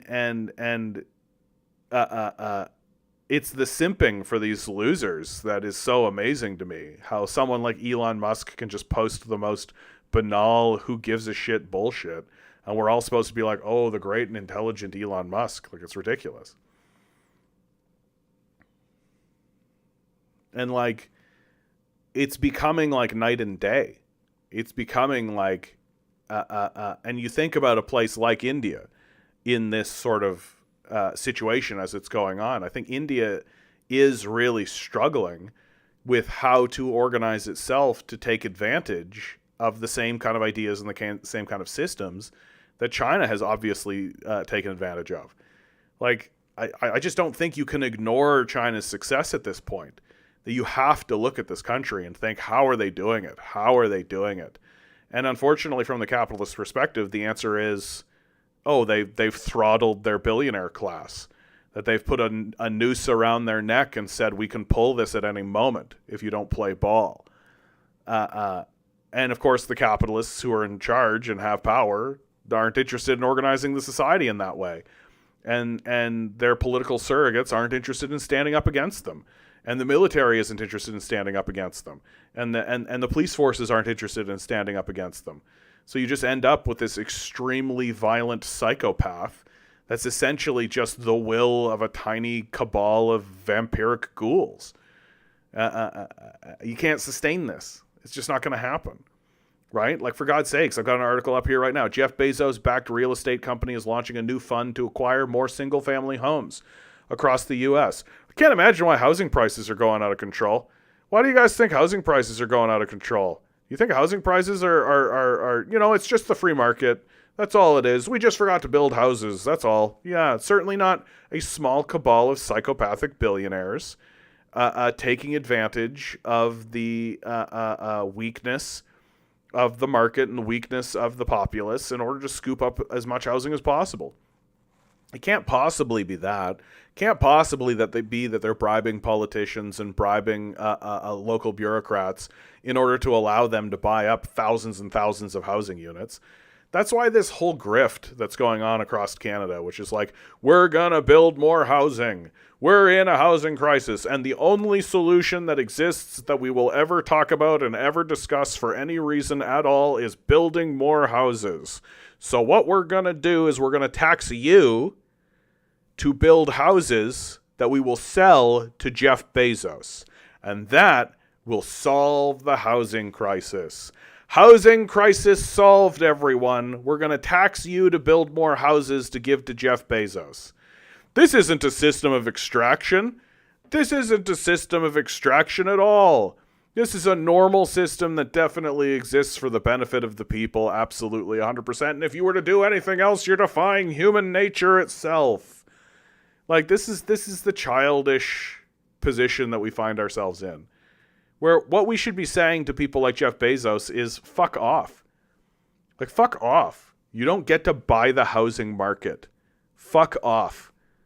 But instead of that, they're going to buy the housing market. And then we'll all be like, oh, why are housing prices going up? I can't possibly understand it. Hey, yuckles. Yep, just like Bill Gates buying acres of U.S. farmland in bulk. Yeah.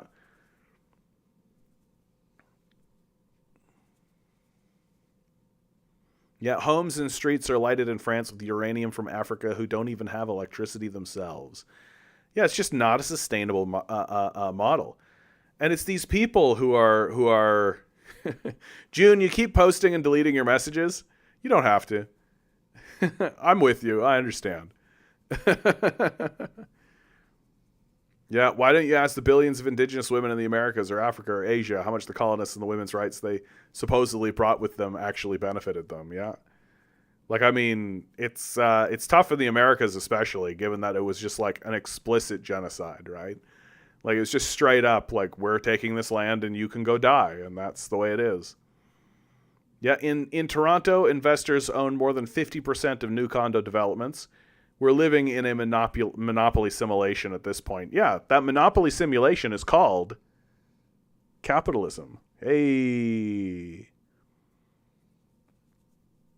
Amit writes, I don't really see China as an unfree country at this point. It's unfree politically and in terms of information, but not really. If young women in Beijing are going to party at night, there's some real freedom there. I think I care about personal freedom more than political freedom. Look, in my view, it comes down to can you actually pursue what you consider to be meaningful? That's kind of the bottom line for me. That if the structure of your society and if the attitudes of your people are like, it's sort of weird that we live in this moment where everyone's crying for freedom, but what they actually mean is the freedom to sell themselves to the highest bidder. That's the freedom that they're actually talking about when they're talking about freedom. That we should be free to sell ourselves for money more effectively. And if you actually stand up and you say, well, how about just actual freedom? How about actually like having access to food and shelter and then just being able to pursue what you consider to be valuable? Well, then you're lazy, right? So there's this really perverse idea of what is or is not freedom in this society. Like, I would describe freedom being as being able to wake up and pursue whatever you wanted to pursue. That would be real freedom, right? Yeah, if your basic needs aren't met, you're not free. And if you have to sell yourself in order to get access to those basic goods, then you're definitely not free. And yet there's one of the most persistent ideologies in America today, libertarianism, insists that freedom is selling yourself to a capitalist class. That's real freedom. And this is why I like the absolute foundation of the way I think about the world and the way I think that a society should actually be run is that the objective should be to provide food and shelter in the most effective and efficient way, because that's where true freedom actually lives. That we're all focused on stuff like Bugattis and like all this material wealth garbage that we're all supposed to mass accumulate. But we waste our number one resource in pursuit of it. And that number one resource is our time. That your time is easily the most valuable thing that you have. And it's not close, right? And that there's no amount of money that you should actually be exchanging your time for. That you should be able to pursue the things that you think are valuable and pursue the things that that improve the world around you. But you can't do that if food and shelter have been withheld from you, right? And food and shelter has been withheld from a system that has actually been built to reduce labor to such a degree that only something like 2 to 3% of the society is needed to maintain it. So instead of all of us being involved in that system to the degree that we must be involved in it in order to get food and shelter into the populace, we're actually withheld from even that, so we can't even interact with that in a serious way. So not only is the food and the shelter withheld, but the ability to distribute or grow the food or the shelter is itself withheld. And so we're alienated completely from the system and then told, oh, you have to prove your worth to the people who own that system. The people who own the system that generates food and shelter, you have to prove to them that you have value. And if you can't prove to them that you have value, then you go sleep in a tent on the street. It's like, that's a pretty brutal way to organize, and a pretty stupid way to organize a society. Like that, think about how much wasted productivity exists in that model. Think about how much wasted potential exists in that model. That you're literally taking huge segments of your populace and basically forcing them to work shitty jobs for idiots to achieve nothing and do nothing important whatsoever, while simultaneously wasting a whole bunch of productivity on just people literally sleeping in the streets. Yeah, hard to understand why communist systems are superior, right? Hard to understand why communist systems are actually working better, right? Because they actually look and they say, like, yeah, we shouldn't be wasting production that way. We shouldn't be wasting production on these worthless parasites who sit around and do nothing. We shouldn't be funneling energy to them at all. We certainly shouldn't be wasting energy withholding food and shelter from the public. It's wild. June, I can't help myself. I made a typo. Oh, yes. The classic. Baked Potato writes, speaking about libertarianism, did you see Musk posting a video today about Melee talking about Milton Friedman's equity before the law?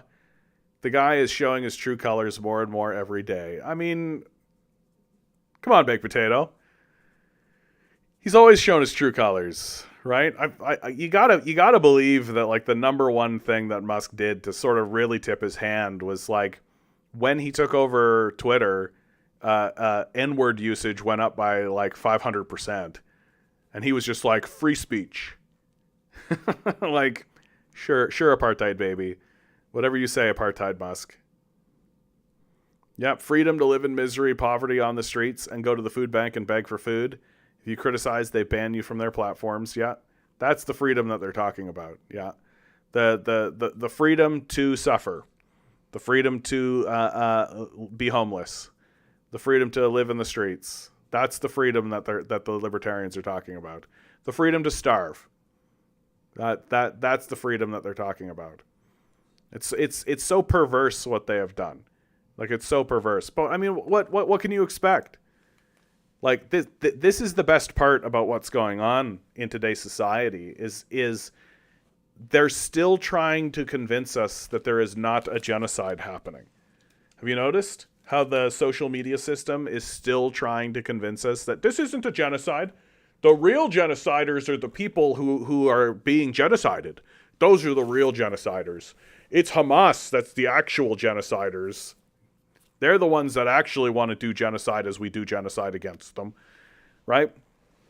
And if they are willing to lie to you about that, if they're willing to stone cold look at you in the face and try to convince you that the people who are experiencing a genocide are they themselves the genociders, if that's the line that they're going to go with, then there is no lie that they are not willing to tell. There is absolutely no bottom to their deception and to their fraudulence. They will outright stab your brother in the chest in front of you and say it isn't happening. That we have now come to a point where we not only can we not believe a single thing they say, we have to be skeptical of every single thing that they have ever said. Yeah, and every accusation is a confession. That's become a trope and a truism. Every accusation is a confession. And we're no longer and it's become obvious. Like, it's become very, very obvious that the ruling class has gone mask off fascist. Like, if not mask off Nazi, certainly mask off fascist, where they are a detached, narcissistic, child raping group of psychos who are completely willing to absolutely massacre people in front of our eyes and then pretend as though it's not happening. Like, how do you even live in a society like this? How can you even pretend like it is a society? And I feel as though the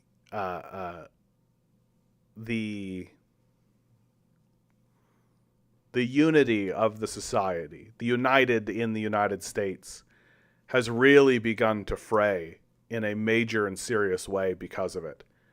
Because you cannot keep a society going this way. You just cannot keep a society going this way based on these overwhelming, obvious to show, total fraudulent lies. Which, of course, Israel has lost the war of public opinion. The desperation that's coming out of the propaganda machine is really stunning. Like, they're doubling down on some of the most desperate stuff I've ever seen. But this article comes from Al Jazeera, from Omar Suleiman.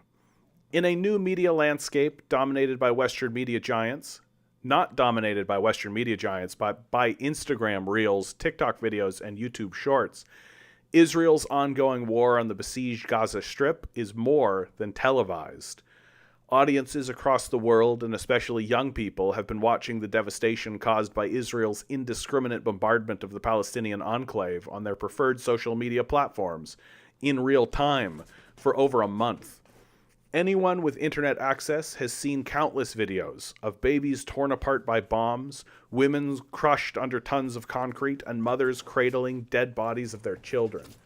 Israel, of course, still continues with its usual efforts, and more, to control the narrative about its bloody wars and decades-old occupation. It does not hesitate to brand as terrorists and assassinate Palestinian journalists who work tirelessly to tell Gaza's truth to the world. During this latest war alone, Israel killed at least 53 journalists and media workers, mostly in targeted airstrikes, alongside their family members, according to the Committee to Protect Journalists. Al Jazeera's Arabic Gaza correspondent, Wael Dadao, lost his wife, son, daughter, and grandson in one such attack. He received the news while on air. And Israel does not allow foreign journalists to enter Gaza and report on what they see freely either.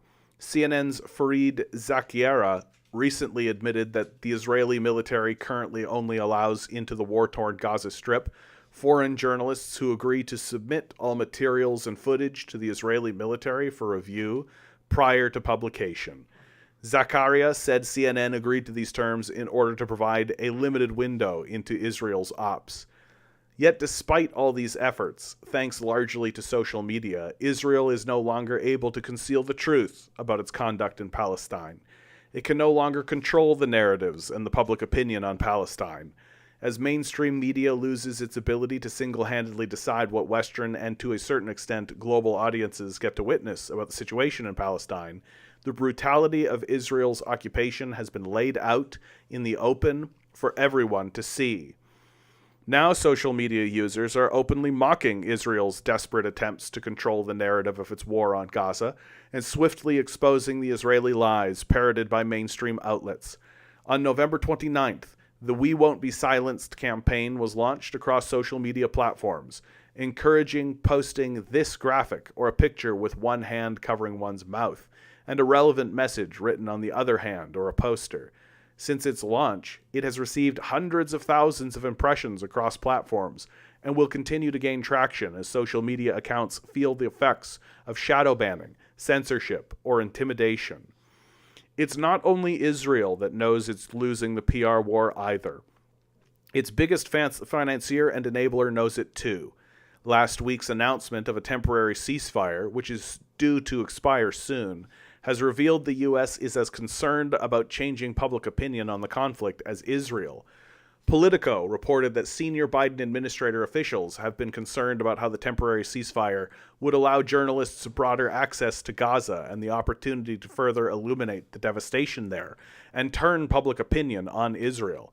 In other terms, U.S. officials are cognizant of the direction public opinion has shifted since the beginning of this episode of bombardment, and are worried that an influx of journalists into the Gaza Strip could further expose the genocide Israel has been committing there, with their permission and support. Israel and the U.S., however, did not lose the all-important war on narratives just because of its latest war on Gaza. The current assault on Gaza has only expedited Israel's weakening grip on the media narrative and public opinion. In March of this year, many months before the beginning of the last round of violence, Gallup published data that for the first time ever revealed that Democrats' sympathies in the Middle East now lie more with the Palestinians than the Israelis, 49% versus 38%. This shift in Democrats' sympathies is indicative of a weakening of the mainstream media monopoly on the narrative of Israel-Palestine. Meanwhile, many in the GOP have also begun to rethink the U.S.-Israeli relationship vis-a-vis foreign aid. Former U.S. President Donald Trump's America First doctrine has made many Republicans question whether supporting Israel with regular military aid should remain a foreign policy priority for the party. Since October 7th, Meta's reaction to accounts and posts that raise awareness of the mass murder of Palestinian civilians has largely been one of censorship, with reports of over 90% of pro-Palestinian content deleted. Now there are concerns as to how X will respond to Israeli PR pressure. This week, ex-CEO Elon Musk visited Israel and met Prime Minister Benjamin Netanyahu in a trip widely criticized as a form of cleanup after his endorsement of an anti-Semitic post on his platform. As part of the propaganda tour, an agreement was reached that Musk's Starlink, a satellite internet service, can only be used in Gaza with the approval of the Israeli government. The Israeli occupation wields and controls the flow of water, electricity, food, humanitarian aid, and now Musk's internet services into Gaza, yet remains adamant it is not an occupier. That's my favorite. This is my favorite thing. I just got to interrupt what I'm reading here, because it's like all of these people still pretending as though this is a war. Right? Everybody pretending like it's a war. You know, classic wars where one side has the ability to shut off somebody else's water, electricity, food, and aid, and internet, and all of their services whatsoever. Right? One side can literally shut the lights off on the other one. Classic traditional war. I gotta help my dog 1 second here, guys. He's really pouting at me. You need some water, buddy? Yeah, you do. You need water. Here you go, buddy. Let's get you some water. Water, water, water, water.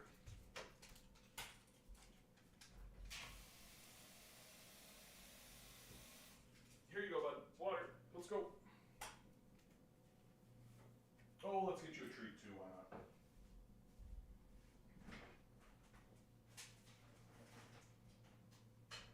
Water, Milo. In you go, buddy. In you go. And water time. Here you go, bud. That's a good boy. Water. Oof. And we'll grab this for you too, buddy. We know what you're after. We know what you're after. Okay.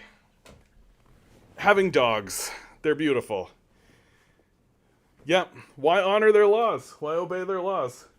That's what I've been saying for a while now. Right? Like, asking is a genuine question. Asking everybody. Like, why should we obey Darth Vader's laws? Right? Can anybody give me a single reason as to why we should obey Darth Vader's laws? Yeah, social media will ban you if you show sympathy for the Palestinian cause, but promote their statements where they talk openly about genocide. Yeah, my favorite change, right? My favorite shift that has happened in the discourse is if you support a genocide, right? If you support an actual real genocide that's obviously a genocide right in front of you, that's free speech.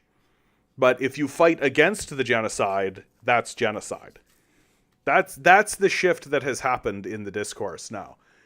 And it's pretty fucking wild, right? It's pretty wild that is the situation that we find ourselves in. And of course, in the meantime, as we are watching our country absolutely dismantle any credibility it has on the world stage in geopolitics, we're also watching it absolutely lose any credibility it has in the fight against climate change, right? Like, on what line, by what justification do these organizations have any credibility whatsoever? Where is the credibility in this COP28? COP28 president says there's no science behind demands for phase out of fossil fuel. UAE's Sultan Al Jaber says phase out of coal, oil, and gas would take the world back into caves. The president of COP28, Sultan Al Jaber, has claimed there's no science indicating that a phase out of fossil fuel is needed to restrict global heating to 1.5 degrees Celsius. The Guardian and the Center for Climate Reporting can reveal. Al Jaber also said a phase out of fossil fuels would not allow sustainable development unless you want to take the world back into caves. The comments were incredibly concerning and verging on climate denial, scientists said, and they were at odds with the position of the UN Secretary General Antonio Guterres. Al Jaber made the comments in ill-tempered responses to questions from Mary Robinson, the chair of the Elders Group and a former UN Special Envoy for Climate Change, during a live online event in the 21st of November. As well as running COP28 in Dubai, Al Jaber is also the chief executive of the United Arab Emirates state oil company, ADNOC, which many observers see as a serious conflict of interest. No, it's not a huge, gigantic conflict of interest that the very organization that's attempting to negotiate a decline in emissions and decline in fossil fuel usage is also the head of a major fossil fuel company. What's the conflict of interest? More than 100 countries already support a phase out of fossil fuels, and whether the final COP28 agreement calls for this or uses weaker language, such as phase down, is one of the most fiercely fought issues at the summit, and may be the key determinant of its success. Deep and rapid cuts are needed to bring fossil fuel emissions to zero and limit fast worsening climate impacts. Al Jaber spoke with Robinson at She Changes Climate event. Robinson said, "We're in an absolute crisis that is hurting women and children more than anyone, and it's because we have not yet committed to phasing out fossil fuel. That is the one decision that COP28 can take, and in many ways, because you're head of ADNOC, you could actually take it with more credibility." Ha, credibility, amazing. Al Jaber said, "I accepted to come to this meeting to have a sober and mature conversation. I'm not in any way signing up to any discussion that is alarmist. There is no science out there or no scenario out there that says that phase out of fossil fuel is what's going to achieve 1.5 degrees Celsius." Robinson challenged him further, saying, "I read that your company is investing a lot more fossil fuels in the future." To which he responded, "You're reading your own media, which is biased and wrong. I am telling you, I am the man in charge." Al Jaber then said, "Please help me. Show me the roadmap for a phase out of fossil fuel that will allow for sustainable socioeconomic development, unless you want to take the world back into caves. I don't think you will be able to help solve the climate program by pointing fingers or contributing to the polarization and the divide that is already happening in the world. Show me the solutions. Stop the pointing of fingers. Stop it," Al Jaber said. Guterres told COP28 delegates on Friday, "The science is clear. The 1.5 degree Celsius limit is only possible if we ultimately stop burning all fossil fuels. Not reduce, not abate, phase out with a clear time frame."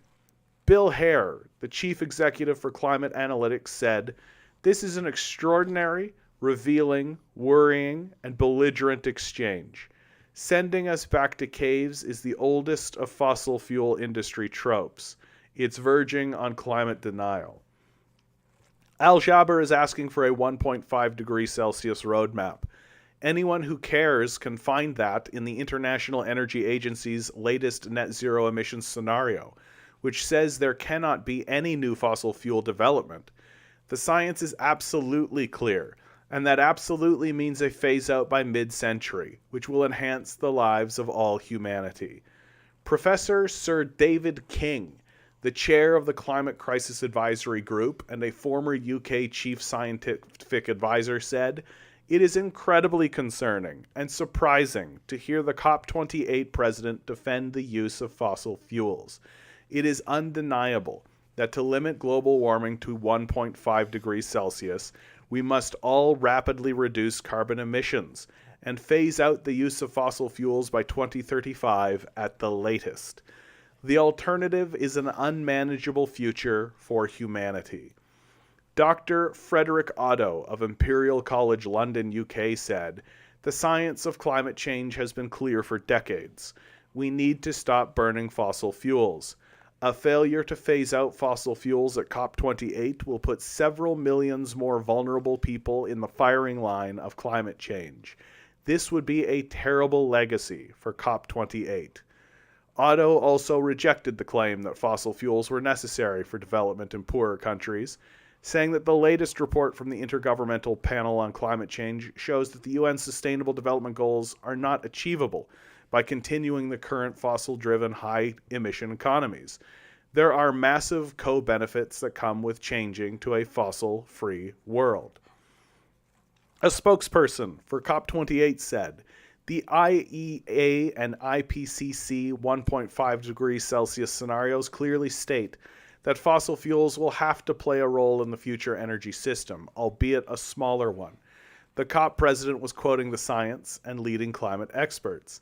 He has clearly said that the oil and gas industry must tackle Scope 1 and 2 emissions from their operations, must invest in clean energy and clean technology to address Scope 3 emissions from burning fuels, and that all industry must align around keeping the North Star of 1.5 degrees Celsius within reach. Once again, this is clearly part of a continued effort to undermine the COP presidency's tangible achievements and a misrepresentation of our position and successes to date. The spokesperson said the presidency has operationalized the Loss and Damaged Fund with more than $700 million, launched a $300 billion private market climate vehicle, and brought 51 oil companies to agree decarbonization targets and 119 countries to sign a pledge to triple renewable energy. This is just the beginning, the spokesperson said. Al-Jaber is also head of Masdar, the UAE's renewable energy company, but his appointment as COP28 president has been controversial. Shortly before the summit, leaked documents showed that the UAE had planned to use climate meetings with governments to promote oil and gas deals. Al-Jaber denied having seen or using the talking points in the documents. ADNOC also has the largest net zero busting expansion plans for oil and gas, according to independent analysis. The issue of a phase out or phase down is complicated by the terms not having agreed definitions and by the highly uncertain role of technologies to abate emissions, such as carbon capture and storage. Keeping the Paris Agreement targets alive will require a full fossil fuel phase out, not a vague phase down relying on unproven technologies, said Otto. More than 100 African, European, Pacific, and Caribbean countries back a phase out of unabated fossil fuels. The US, the world's biggest oil and gas producer, also backs a phase out. Others, such as Russia, Saudi Arabia, and China, reject the call. Both options are on the table at COP28, as well as proposals to only mention coal, or not to say anything at all about fossil fuels. Like, we're fucked, eh? Like, isn't it crazy how fucked we are? Isn't it crazy and wild how absolutely bonkers go not, like, and they don't care, right? Like, I'm to a point now where it's like, anytime these guys say, like, oh, we've got a plan, what we're going to do is we're going to take $30 billion and we're going to create a fund. My expectation is that what they're doing is taking $30 billion and putting it in their pocket and then saying, that was for climate change. That's my assumption, more or less. And that if they create anything out of it, it'll be like a shitty pane of glass that'll break in 2 years. Like, this is a society of grifters. This is a grifting system full of salesmen who are trying desperately to sell us products while we just quietly sit down and do nothing. Yeah, it's just like...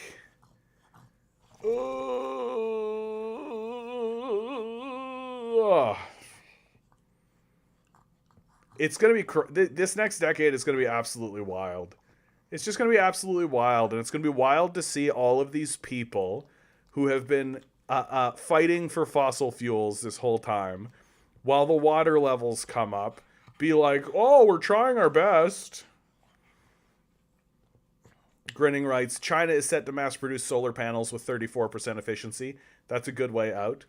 CATL batteries are being produced on an industry scale. Wind power has many advancements. Some wind tech is set to take over towers. Yeah, there are many ways out of carbon. Right. And we need to, like, actually invest in them. Like, that's the thing that kills me. Like, why are we investing in more fossil fuels at all? Like, why is there any investment happening towards fossil fuel or fossil fuel economies whatsoever at this stage in the game? Like, I've got one article here that's actually, like, in terms of good news, solar investment to outpace oil spending for the first time. So here's something that we should have been doing 20, 30 years ago, right? Here's something that should have actually happened forever ago, right? When Jimmy Carter came into office, he put solar panels on the White House. That's when we could have been doing it, right? Instead, we got the psychopath Reagan and Thatcher and this brand of fascists called neoliberals come in and convince everybody that, yeah, the way forward is to enrich a small group of psychos and have everybody else work their asses off for these psychos, and then the wealth will trickle back down, promise. And everybody just believed it. Everybody just fucking believed it. Like, That's the cartoonish nature of our society, right? Is that there's like literally no one in the society that's like, maybe not. Maybe I'll be a little bit skeptical, right? Maybe I'll have a little bit of skepticism, right? No, not even just like a little bit of skepticism. Just like, these politicians are good, honorable people who are trying to do everything for, and if they don't, we'll kick them out of office. Forgetting that, like, them getting kicked out of office is an inevitability that they have planned and accounted for. That their strategy is to work for the capitalists, and then when they leave office, they go and work for the capitalists. Like, it's just kind of amazing how little everyone, how like low everyone's standards have gotten, right? Like, everyone's standards are as low as they possibly can be. Like no one wants to even support, and no politician wants to stand up and say even the most basic of shit. The most basic of just like, hey, maybe housing shouldn't be so high. Like, maybe we should actually confront these capitalists. Well, because they know what'll happen if they do, right? Like, they know what'll happen if they stand up and say these things, right? They'll fucking get shot. They know what these capitalists are gonna do if somebody actually shows up and actually starts to challenge them seriously in the political system. Like, if they're willing to do this, then there's no bottom. Then there's absolutely no bottom whatsoever.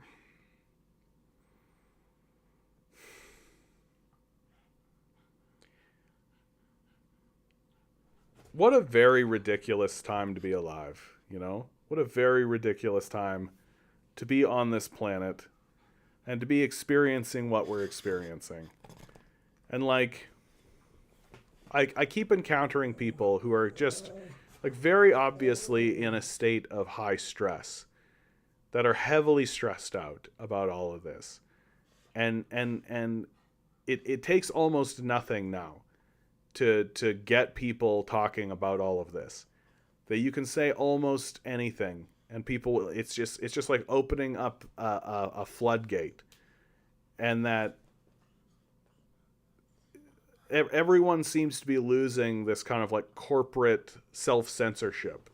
Right? You're not allowed to talk about politics. You're not allowed to talk about politics. Oh, that's a serious problem. But things are getting so dramatic and so obviously ridiculous that I think most people are ready for it. Most people are ready to have like more robust and interesting conversations about the nature of what is happening to their society.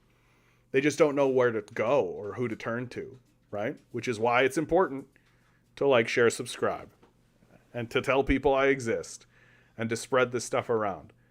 Because God knows the purges are coming. I've been saying it all along, right? The purges are coming. They're not just going to allow the society to be taken over with the truth. They're not just going to allow the masses of people to actually understand how badly they're being completely fucked over. They're not just going to allow the evidence of their many crimes to just continue perpetrating throughout the society cleanly, right? They are going to enact mass purges, because even the shadow bans aren't going to work in the end of it all, right? Because the people who are the people who are geez, Amit says, you being so invested in the stream, even when there are just 4 people listening, is admirable. I'd do this if there was no one here. For me, this is not just an act of societal rebellion and an attempt to help humanity and all of that kind of stuff. It's for my own mental health. It's for my own mental health.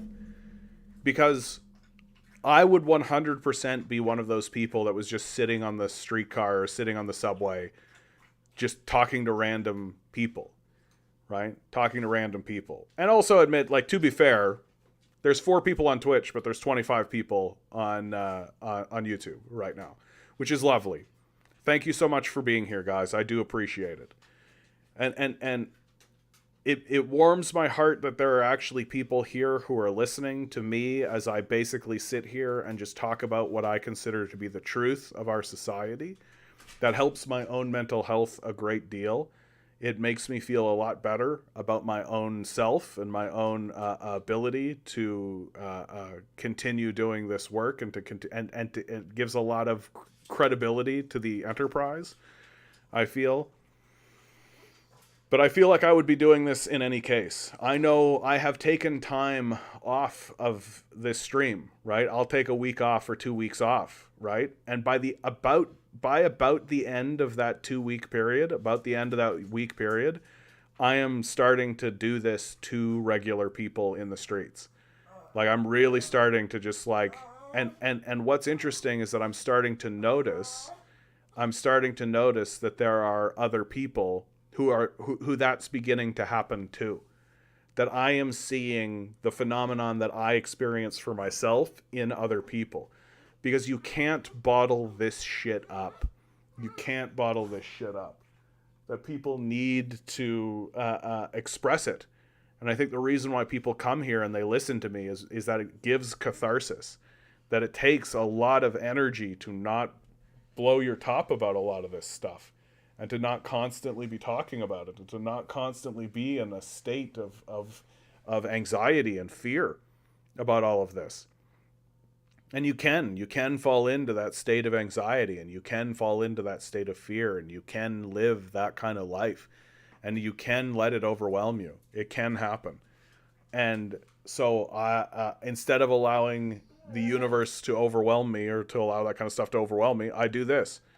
And I do it in public in the hope that it'll attract other people, and that this will somehow inspire some kind of larger shift in our consciousness as a people, because that's what it is all about. It is all about a consciousness shift, where people are no longer willing to accept a certain type of reality. People are no longer willing to exist within reality while certain things are happening, or they're no longer willing to go along with the what's considered to be the normal arrangements, right? And that the shift in social consciousness will come to the point where people are simply no longer willing to participate.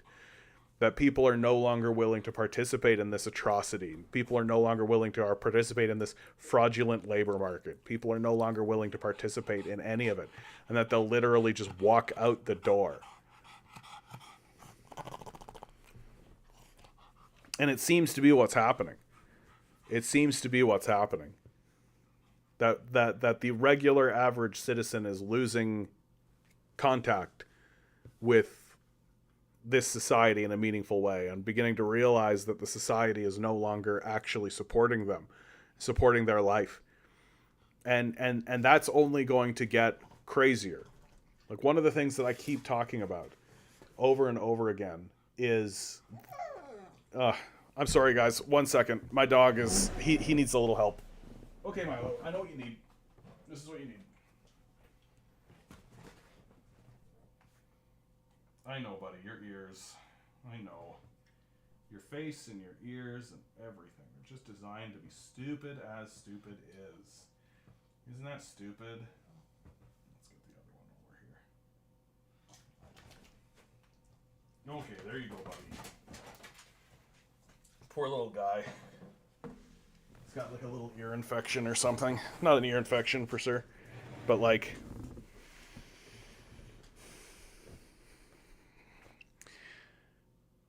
when the conservatives come into power, right? Conservatives are going to come into power, and they're going to be swept into power on this energy, on this wave of discontent, that people are experiencing the natural consequences of a declining capitalist system, and instead of the consciousness of the people being tuned in to the reality that this is a decline of capital, they are focusing all their angst and energy on Justin Trudeau, as if Justin Trudeau is the force that upon which all things pivot. And well, what's going to happen?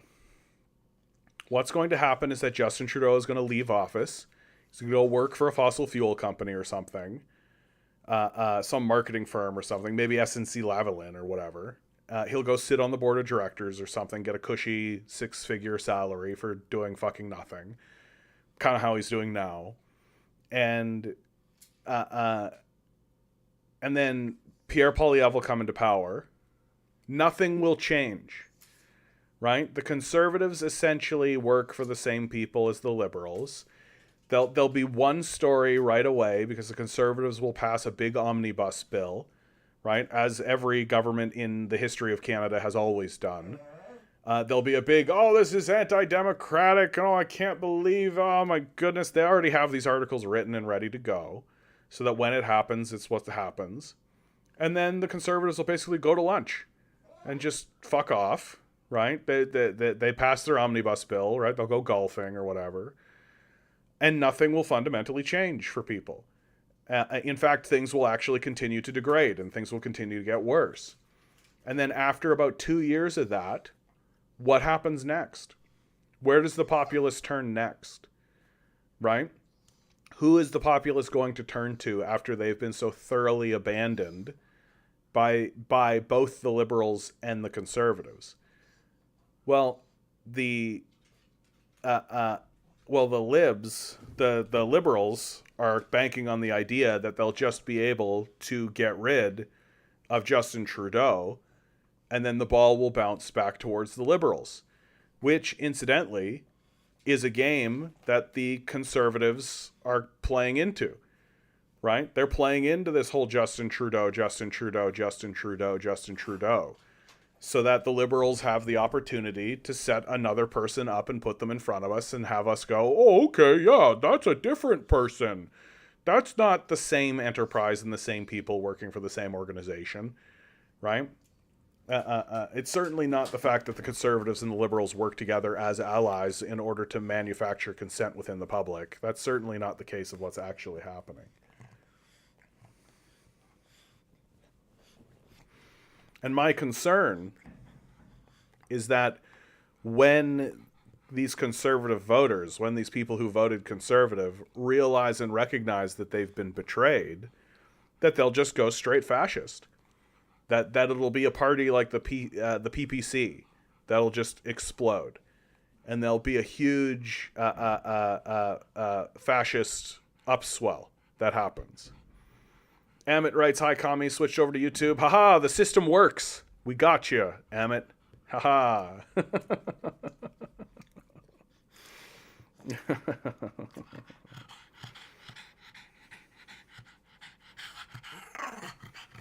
You guys should see the little pug that I'm dealing with right now.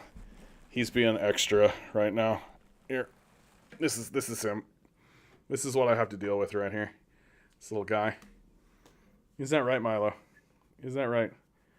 Super famous Milo Pants. He's super famous and popular. Super famous Milo Pants. He's a super good dog with a super funny face. Super funny, super funny, super funny, super funny, super funny Milo face. He's a little dog with a face like a frog. He's a little Milo Pants. He's a little Milo. He's a little Milo. He's a little Milo Pants. Milo Cam. Milo Cam. Milo Cam. Cha-cha-cha. There we go. That was a fun little moment. Let you guys in on what I have to fucking deal with this little guy. You also get to see... There we go.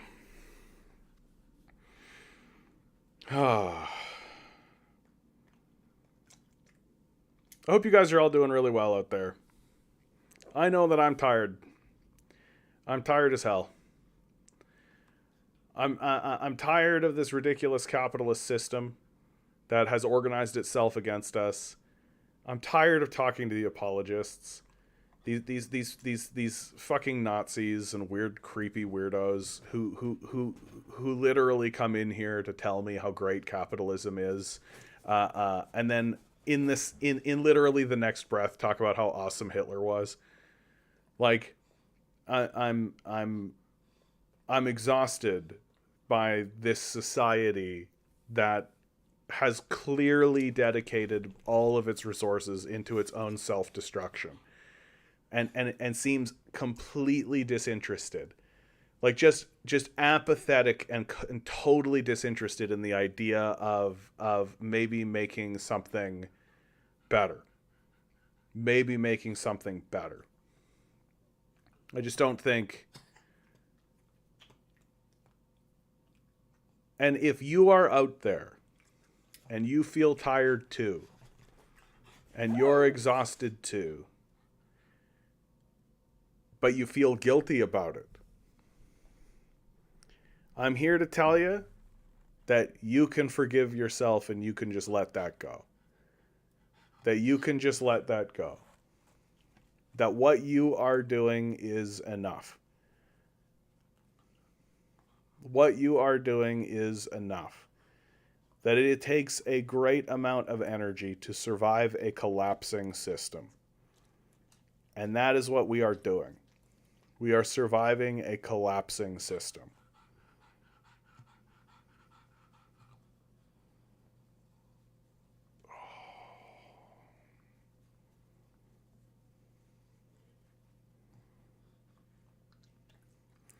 And it's just going to get more nutty, you know? It's just going to get more absurd. I can't wait until we get like President Kanye. I can't wait until we get like some kind of another, like, think about like another Trump moment, but even more ludicrous, even more ridiculous. Like a political figure will come into prominence that's just going to make Donald Trump. We'll think to ourselves, man, the Trump years were great. Remember Donald Trump? Yeah, Donald Trump was funny, at least. Like this guy's just like this Kanye guy is just rambling. He's just a nut.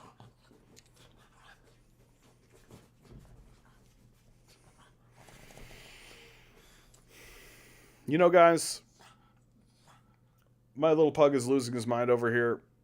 I think I'm going to go to sleep. I'm going to call it early today, I think.